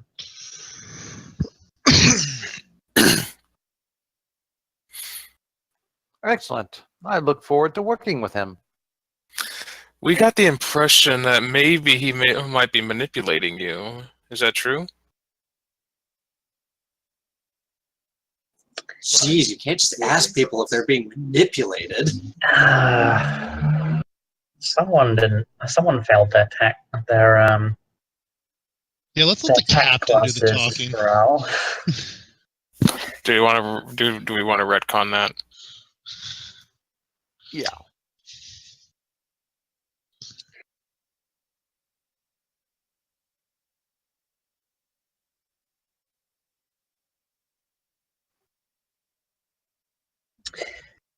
All right. Yeah. But anyway,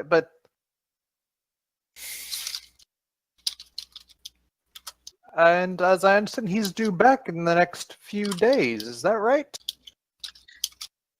He's very punctual about his schedule.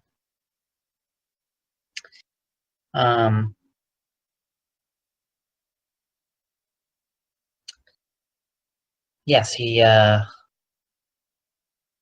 should be back soon. And I would be I'm sure he would be delighted to work alongside you. I believe the Federation and the Cardassians are on quite good terms these days. Well, we are working together in a much more direct means than we have in the past.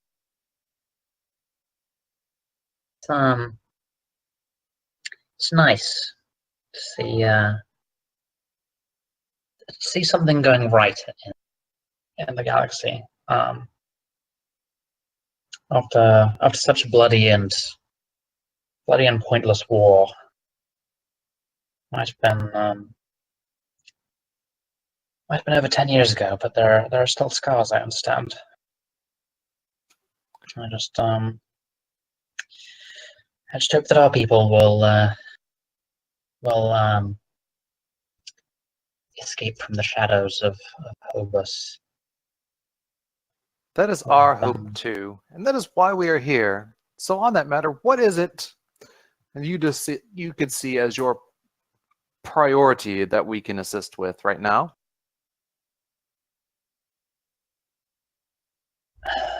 Well, as Ashram no doubt told you, our supplies are somewhat stretched thin. Food, medicine, our power needs are being somewhat strained. Pretty much anything that you can offer to us. How long do you plan to be in the area? Until the job is done. Oh, well, maybe some time then. Yes. Lieutenant Commander Ventalt had some ideas to assist with your power problems, and we have quite a supply of replicators that we can easily bring down to the planet. Yes. Yes, anything that you can provide will be greatly appreciated. And I will, of course, be be more than happy to introduce you to the goal. Were you aware that there were Cardassian efforts in the area? We were not aware that any Cardassian people had been around, but seeing as how they had declared their support for the Romulan plight, it's not exactly surprising, but it's not expected. I see. Yes, of course. They have their own situations that they tend to be focused on, of course. Of course. Are there other Federation ships as well? There will be. We are merely the first, we are merely the first vanguard to come through. Yes. I was chosen as I've had experience diplomatically dealing with the Romulans and militarily dealing with the Romulans during the war. Militarily? Yes. He looks a little hesitant. Technically, the war could refer to a few things, not all of which you were on the same side. I served aboard a Romulan vessel as an exchange program during the Dominion War. Oh, I see. That's quite unusual. I don't think I ever came across records of anything of that sort when I was still in logistics. It wasn't a common occurrence, but the powers that be decided if we were going to defeat the Dominion together, we needed to get a little bit closer to each other. It was quite a unique experience from what I understand. Yes, I'm sure. So, yes. It will be strange, of course. I'm sure that many will. I'm sure that you'll be received with some suspicion. But if you live up to your reputation, then I think that the presence of more Federation vessels in Romulan space will be a good thing. Be a very, very good thing. That's what we hope. So, yes, I will happily. We will happily coordinate with your men to ensure that support, that aid is given where it is needed. Thank you once again. By the way, Mr. GM, sir, I would like to make my common roll now. I was wondering when that was going to come up. I mean, you always have to insight check a Romulan. It's a really good plan. So yes, insight command. I will allow your Romulan culture focus. This is going to be a difficulty of 3. Oh. And what's our current momentum at, by the way? Momentum should be at 4. Yeah, I'm gonna buy one of those. Just to make sure I understand, why is it at 3? GM's prerogative. Okay. Yeah, I'm gonna buy one of those. Not gonna buy another die.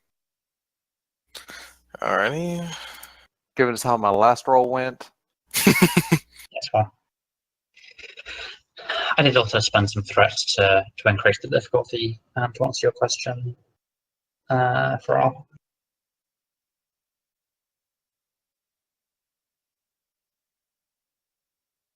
So close. That would be 2 successes. It's not enough. Um,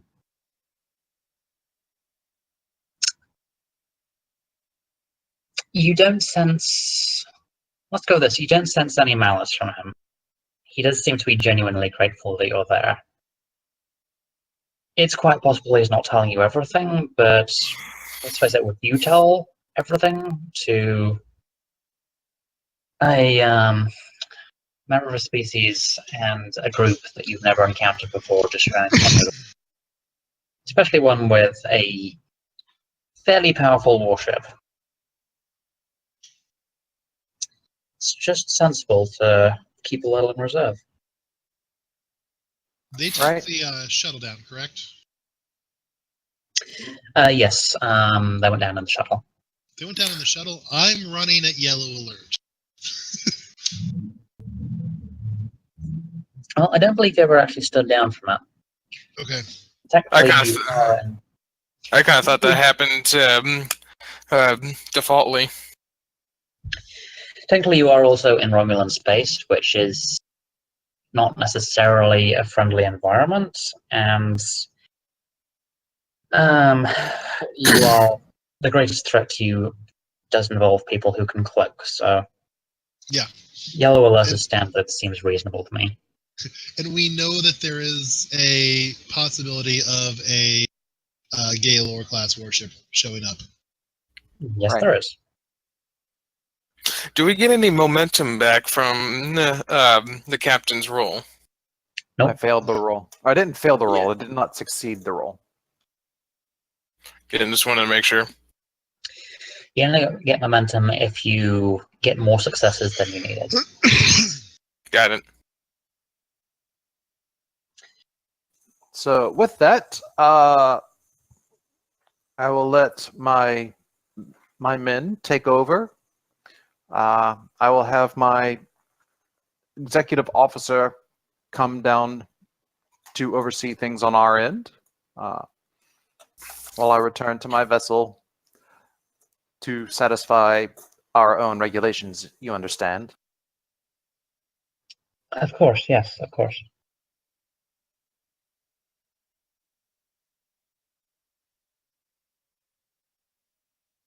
Captain, shall I begin transporting supplies down? Yes, yes. Alrighty then.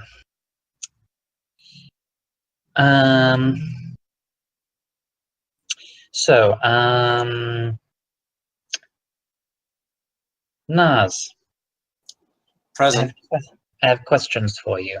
Everyone else I can more or less just run through, and you'll be getting some dice rolls shortly. Naz, you are setting up a security perimeter. What is your exact plan with that? For a standard perimeter deployment, Naz is going to the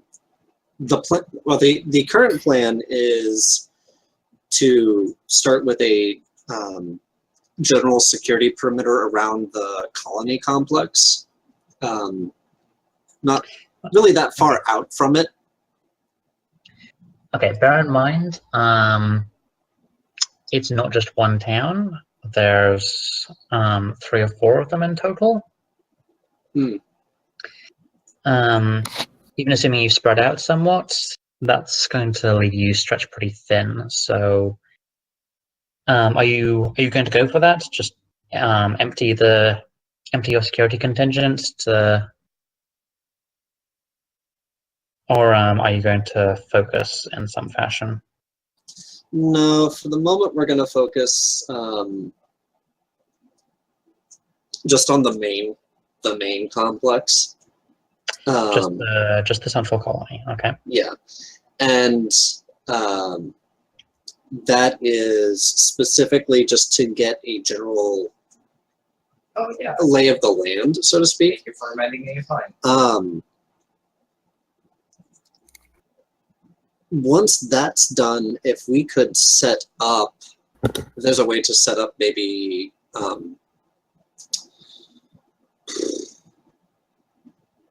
I don't know,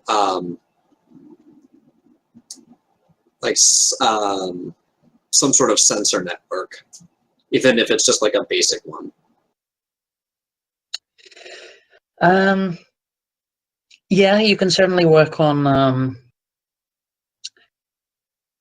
I mean, mostly you're going to be looking at tuning tricorders and getting detailed scans and all that sort of thing, as opposed to any kind of dedicated equipment. Right. But yeah, that can certainly be arranged. Okay. So while we're setting up and setting tricorders and sensors and stuff like that, Nas would also like to find whoever's in charge of security or colony defense currently and see what they already have in place. So I'm assuming they have something of a perimeter, or at least some sort of alert system or something like that. Once she knows what that is, Nas is going to develop her plans further, but she wants to know those two basic things first. Well, Tiamas points you in the direction of a rather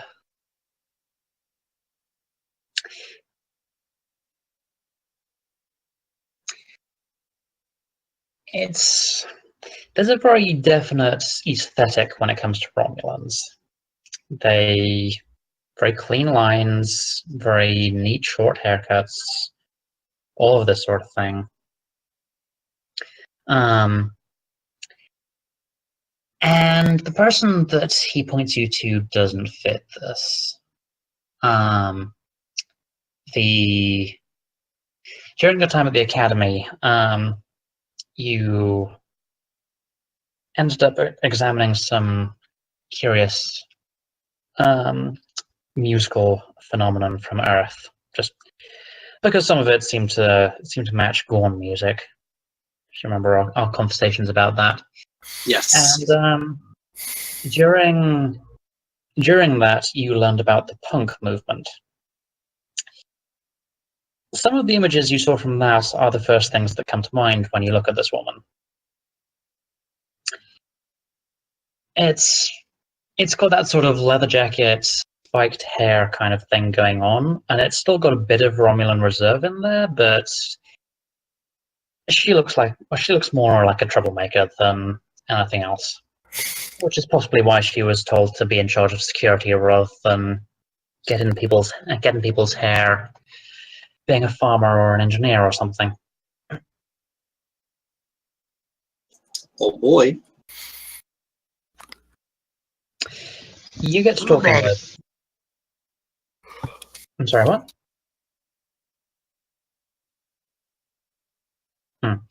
So you get to talking with her. This lovely woman whose name is Satra. And she explains that they don't really have security here. Her job is mostly a joke.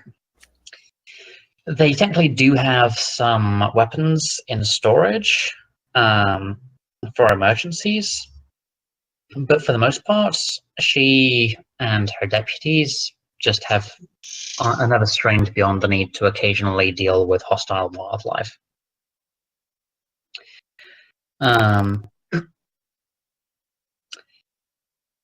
Which is she from her tone clearly implies that's the only time I'm not bored. So there are patrol paths of a sort. There are places where they tend to be active, just because that's where the scary bugs and stuff are. Right. But in terms of something more official or anything which like stretches out beyond the colony perimeter, there's not really a great deal.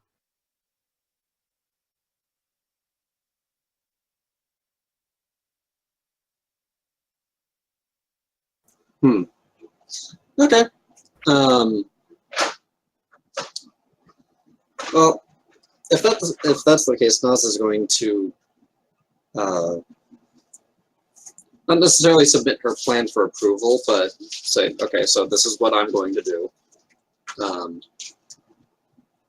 And are there any particular areas that Satra is concerned with? If there are, Nas can give them more attention.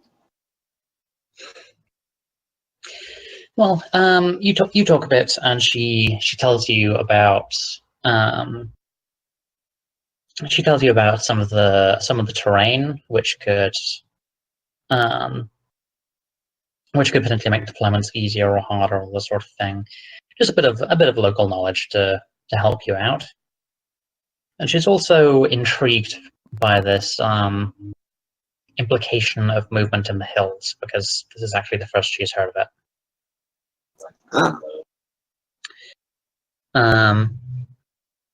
But yeah, she's more than willing to help, and offer some guidance in how to deploy things. So it's time to roll some dice. Woohoo! So we'll start with you, Naz. I will be requiring from you a presence security roll. Okay. This would normally be difficulty of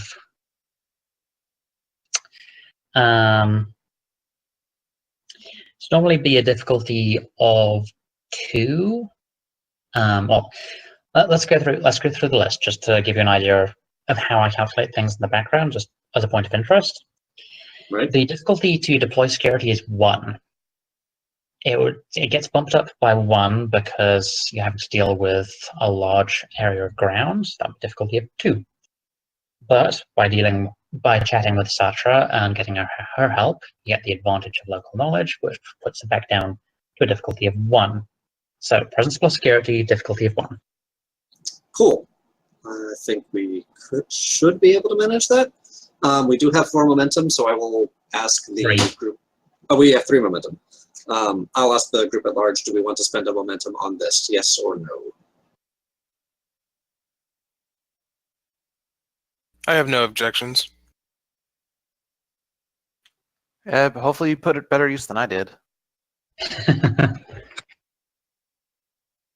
Okay, spending 1.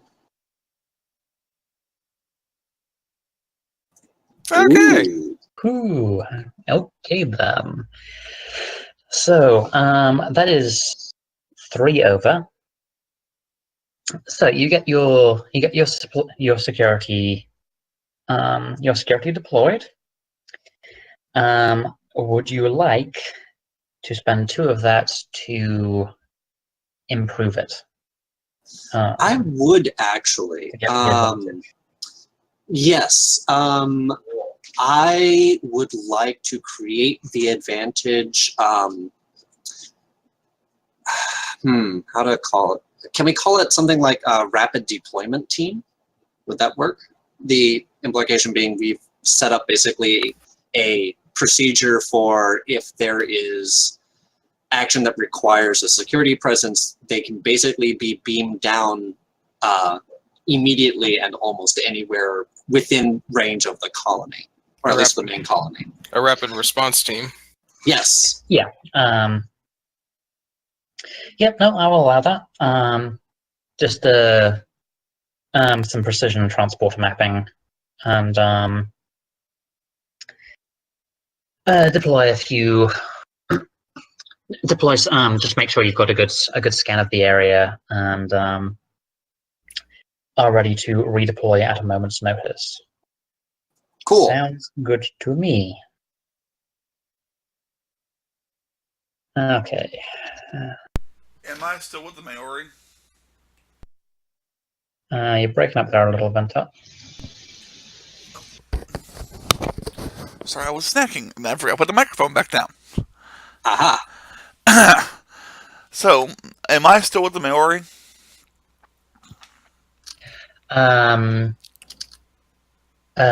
You could be. I'm playing with time a little bit here. Okay. What do you want? I was going to ask him if they knew about a location of where we could set up housing modules, because if they have refugees, I assume they have people living on the streets. Okay. Yeah, all of that is going to get rolled into the dice rolls, which are just coming up. Gotcha.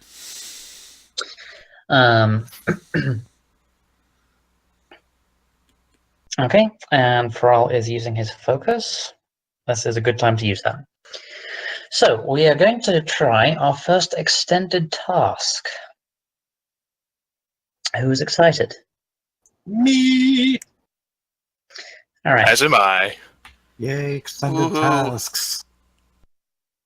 So, I'm supposed to be good at these. yes, but you're up on the ship now. That is correct. So, let's see. Naz, you're busy playing security and hanging out with the punk Romulan chick. So Pharrell, Vintot, and Bjorn, you are the ones who are going to be rolling for this. All right. What am I rolling? So, extended tasks work a little differently from other stuff, so I will just give you the brief points. Basically, an extended task is a number of skill checks which you need to make to try and get not a number of successes, but a number of a number of breakthroughs is the term. Okay. So the way that this works is you make your skill checks, and depending on how much they succeed by, you add work to a track. Once the work track fills up, you get a breakthrough. You can also get breakthroughs a couple of other ways, depending on how well you roll. Okay. So this is a fairly sizable task. So we're going to go for a magnitude of 3. And the work track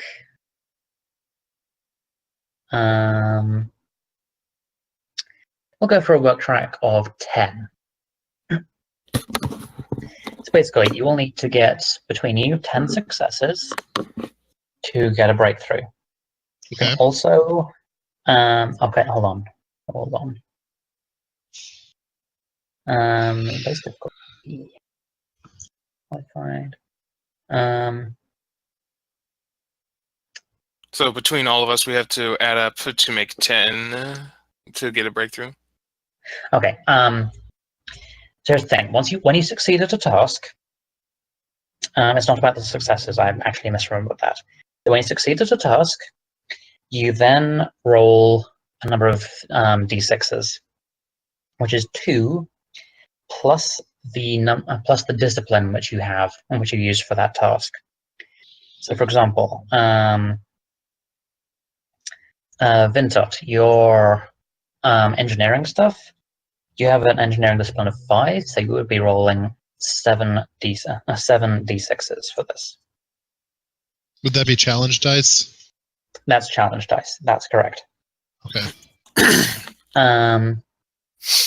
So. Am I rolling now or waiting? No, I'm just explaining the principles, and then you'll get to rolling. He's using it as an example. Yeah. So the total, the results you get from those challenge dice is the amount of work that you do. That is added to the work track. If you roll 5 or more work, that is an automatic breakthrough. All right, so that's all a little complicated. I'll explain it again as we go through it, but you get the basic principle. Sure. Okay. So you're all going to be responsible for different things. Ventot, you are going to be in charge of the thing.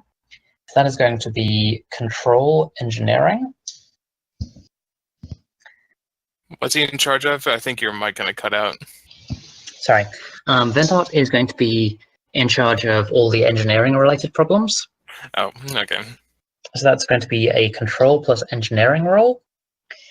Bjorn, you're going to be in an oversight role. So that will be presence plus command. And Pharrell, this is going to be, I think we're going to go with a medicine role over a science one. So this is going to be medicine plus control. Ooh, And- my medicine's like a 2, but How many It's not ideal, task but dice are we rolling? your control is pretty good. okay. So all of you, your difficulty is going to be 1. And so given you all your rolls, your difficulty is 1. And each of you gets to roll, each time each of you, all 3 of you roll, that means that 1 increment of time has passed. That's going to be, for every roll that you make, that's going to be 2 hours have passed. And how many dice are we rolling? You got the usual 2. This is a skill. This is a skill check like any other. You can spend momentum to get more dice, all of this sort of thing. You can also spend momentum for other stuff, like buying more work and so on and so forth. Sure. Do any of us want to spend momentum for our rolls? Not yet. Okay. Real Yeah. quick, I might have a focus. I don't know if this will classify, but for troubleshooting. Troubleshooting? Yep, I will allow that. Give me 3 dice. No, that's 2 dice. It just means that you tick the focus thing, which means you have a higher crit rating, if you remember. Okay. Pharrell, you're using disaster relief, so again, you get a focus. None of mine really are appropriate. Composure's more of a in times of stress.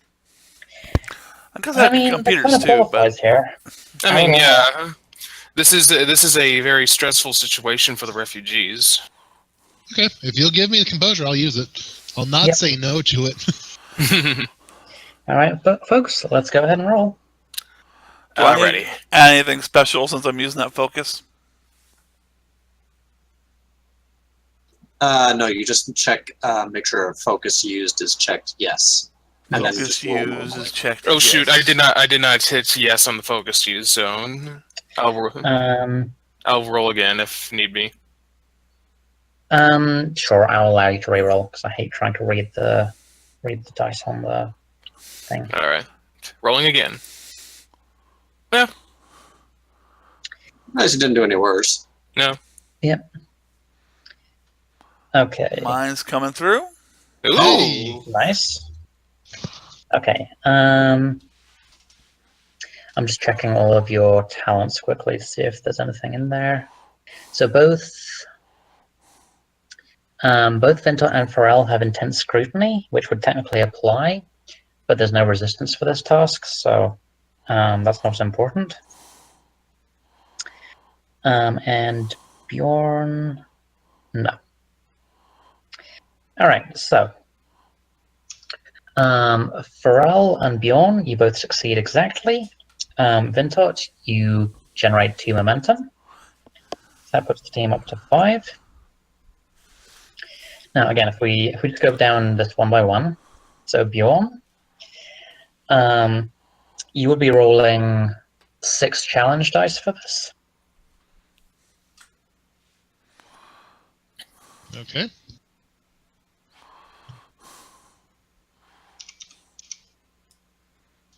For just a second.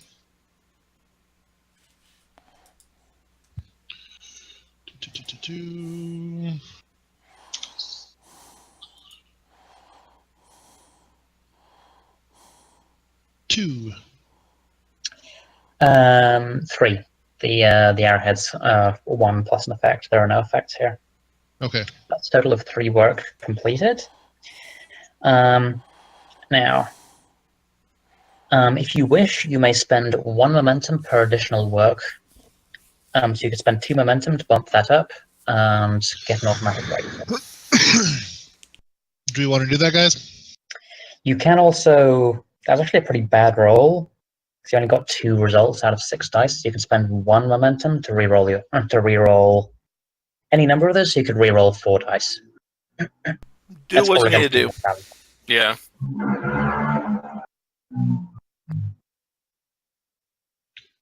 Yeah, I'll spend 1 momentum to reroll 4 of them. Okay. So take us down to 4 momentum. And I'm gonna roll 4 challenge dice. Rolling. Hey! Nice. Oh. How does it have 5 there? 5 results. I'm confused. Well, let me check the challenge dice because I think I'm trying to remember if they have a chance of exploding. I didn't think they did.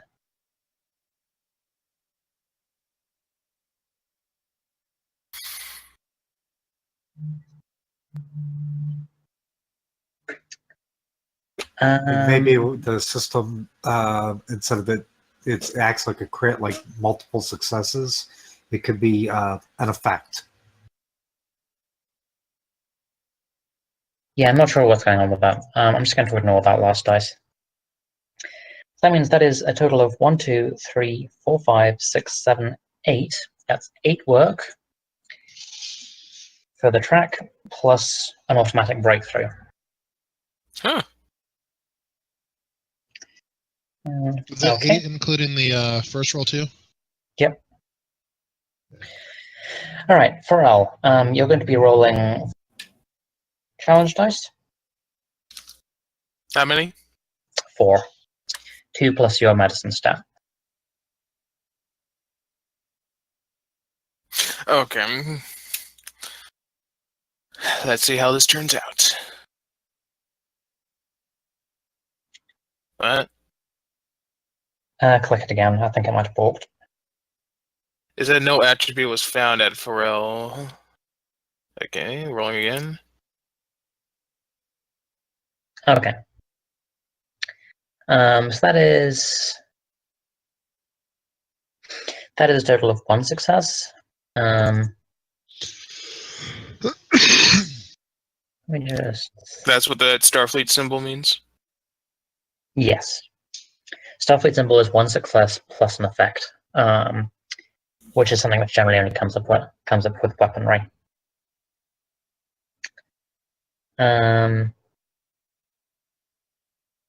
Okay. So again, you have the option to spend momentum and get some more out of that. Or you can just leave it for now. I think I'll spend the momentum to get more out of that. All right, so re-rolling 3 dice. Okay.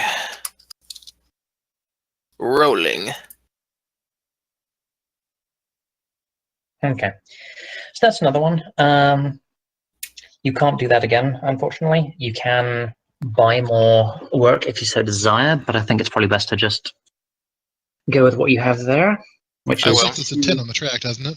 2 work, which gives you a 10 on the track, which puts you 2 breakthroughs. Woohoo! Virinat, so you're rolling 2 plus your engineering, which should be 7.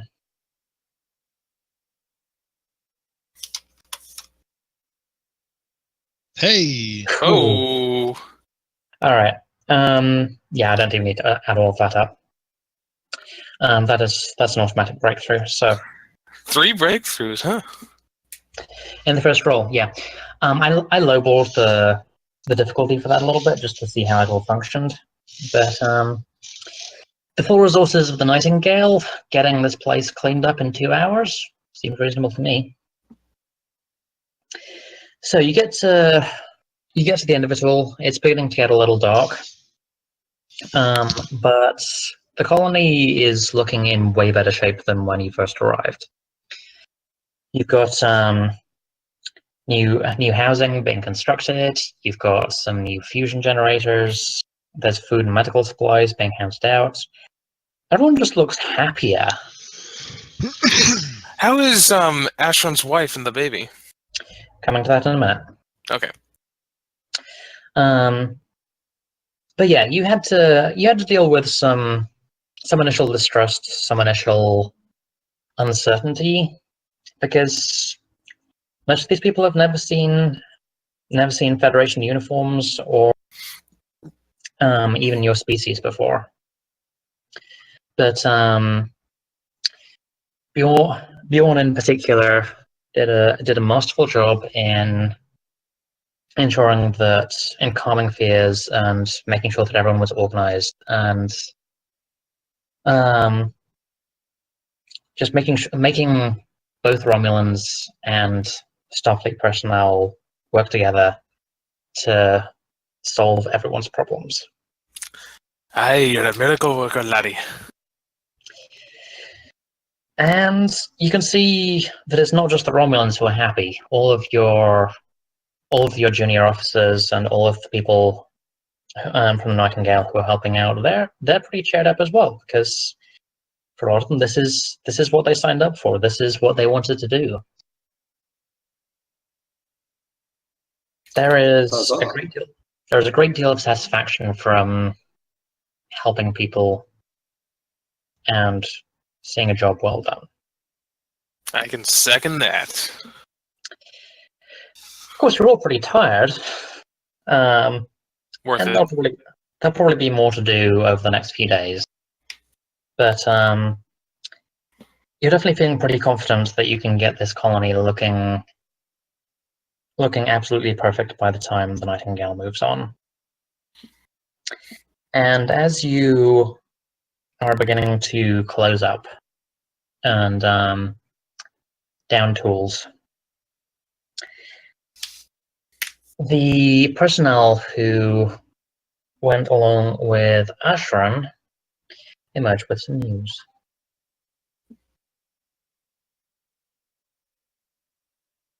Yes, nurse, what do you have? Well, the population of the colony has gone up by 1. Ashran is basically comes in with the nurse and has a wide grin on his face, and he's like, "Thank you very much. My wife had a daughter. We decided to name her after a shared name within mine and my wife's lineages. So she will be known as Terenia Ashnalan." Congratulations, Ashran. Thank you. The elements blessed us by having us encounter you, and your assistance is greatly appreciated. I should get back. I don't want to keep my wife too long alone with the young one. I wanted to thank you again for everything. May the elements protect you.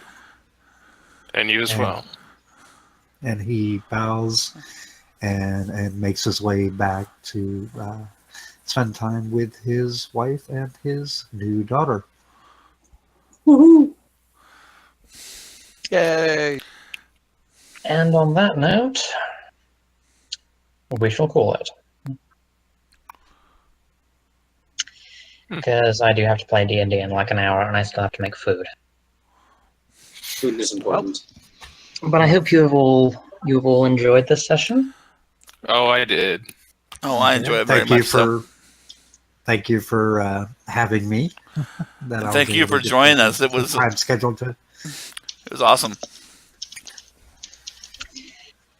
All right. So again, thank you all. Just real quick, for those of you who are just curious about who I am, I gave you a little bit. Like I said, I'm the one of the hosts of the Below Decks podcast for the Geek and Sundry Twitch show, Shield of Tomorrow, which also uses Star Trek Adventures.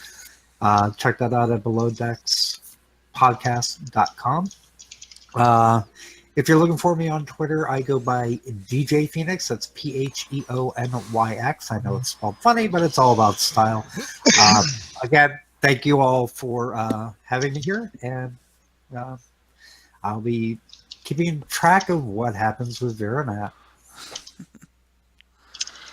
And we may someday see you as a guest again. We shall see. I hope so. I'd really love to come back again. So yes, congratulations, crew. You have completed your first non-combat mission. And is this still a first part of a series of acts? Of course it is. Okay, just making sure. I was kind of expecting you to leave end this on a hook, like say, Gul Madrin or Captain Madrin arrived unexpectedly. Yes. I Got a couple considered of it, but I days. decided to leave it on a bit of a sweeter note. Don't say that when I'm alone on the ship.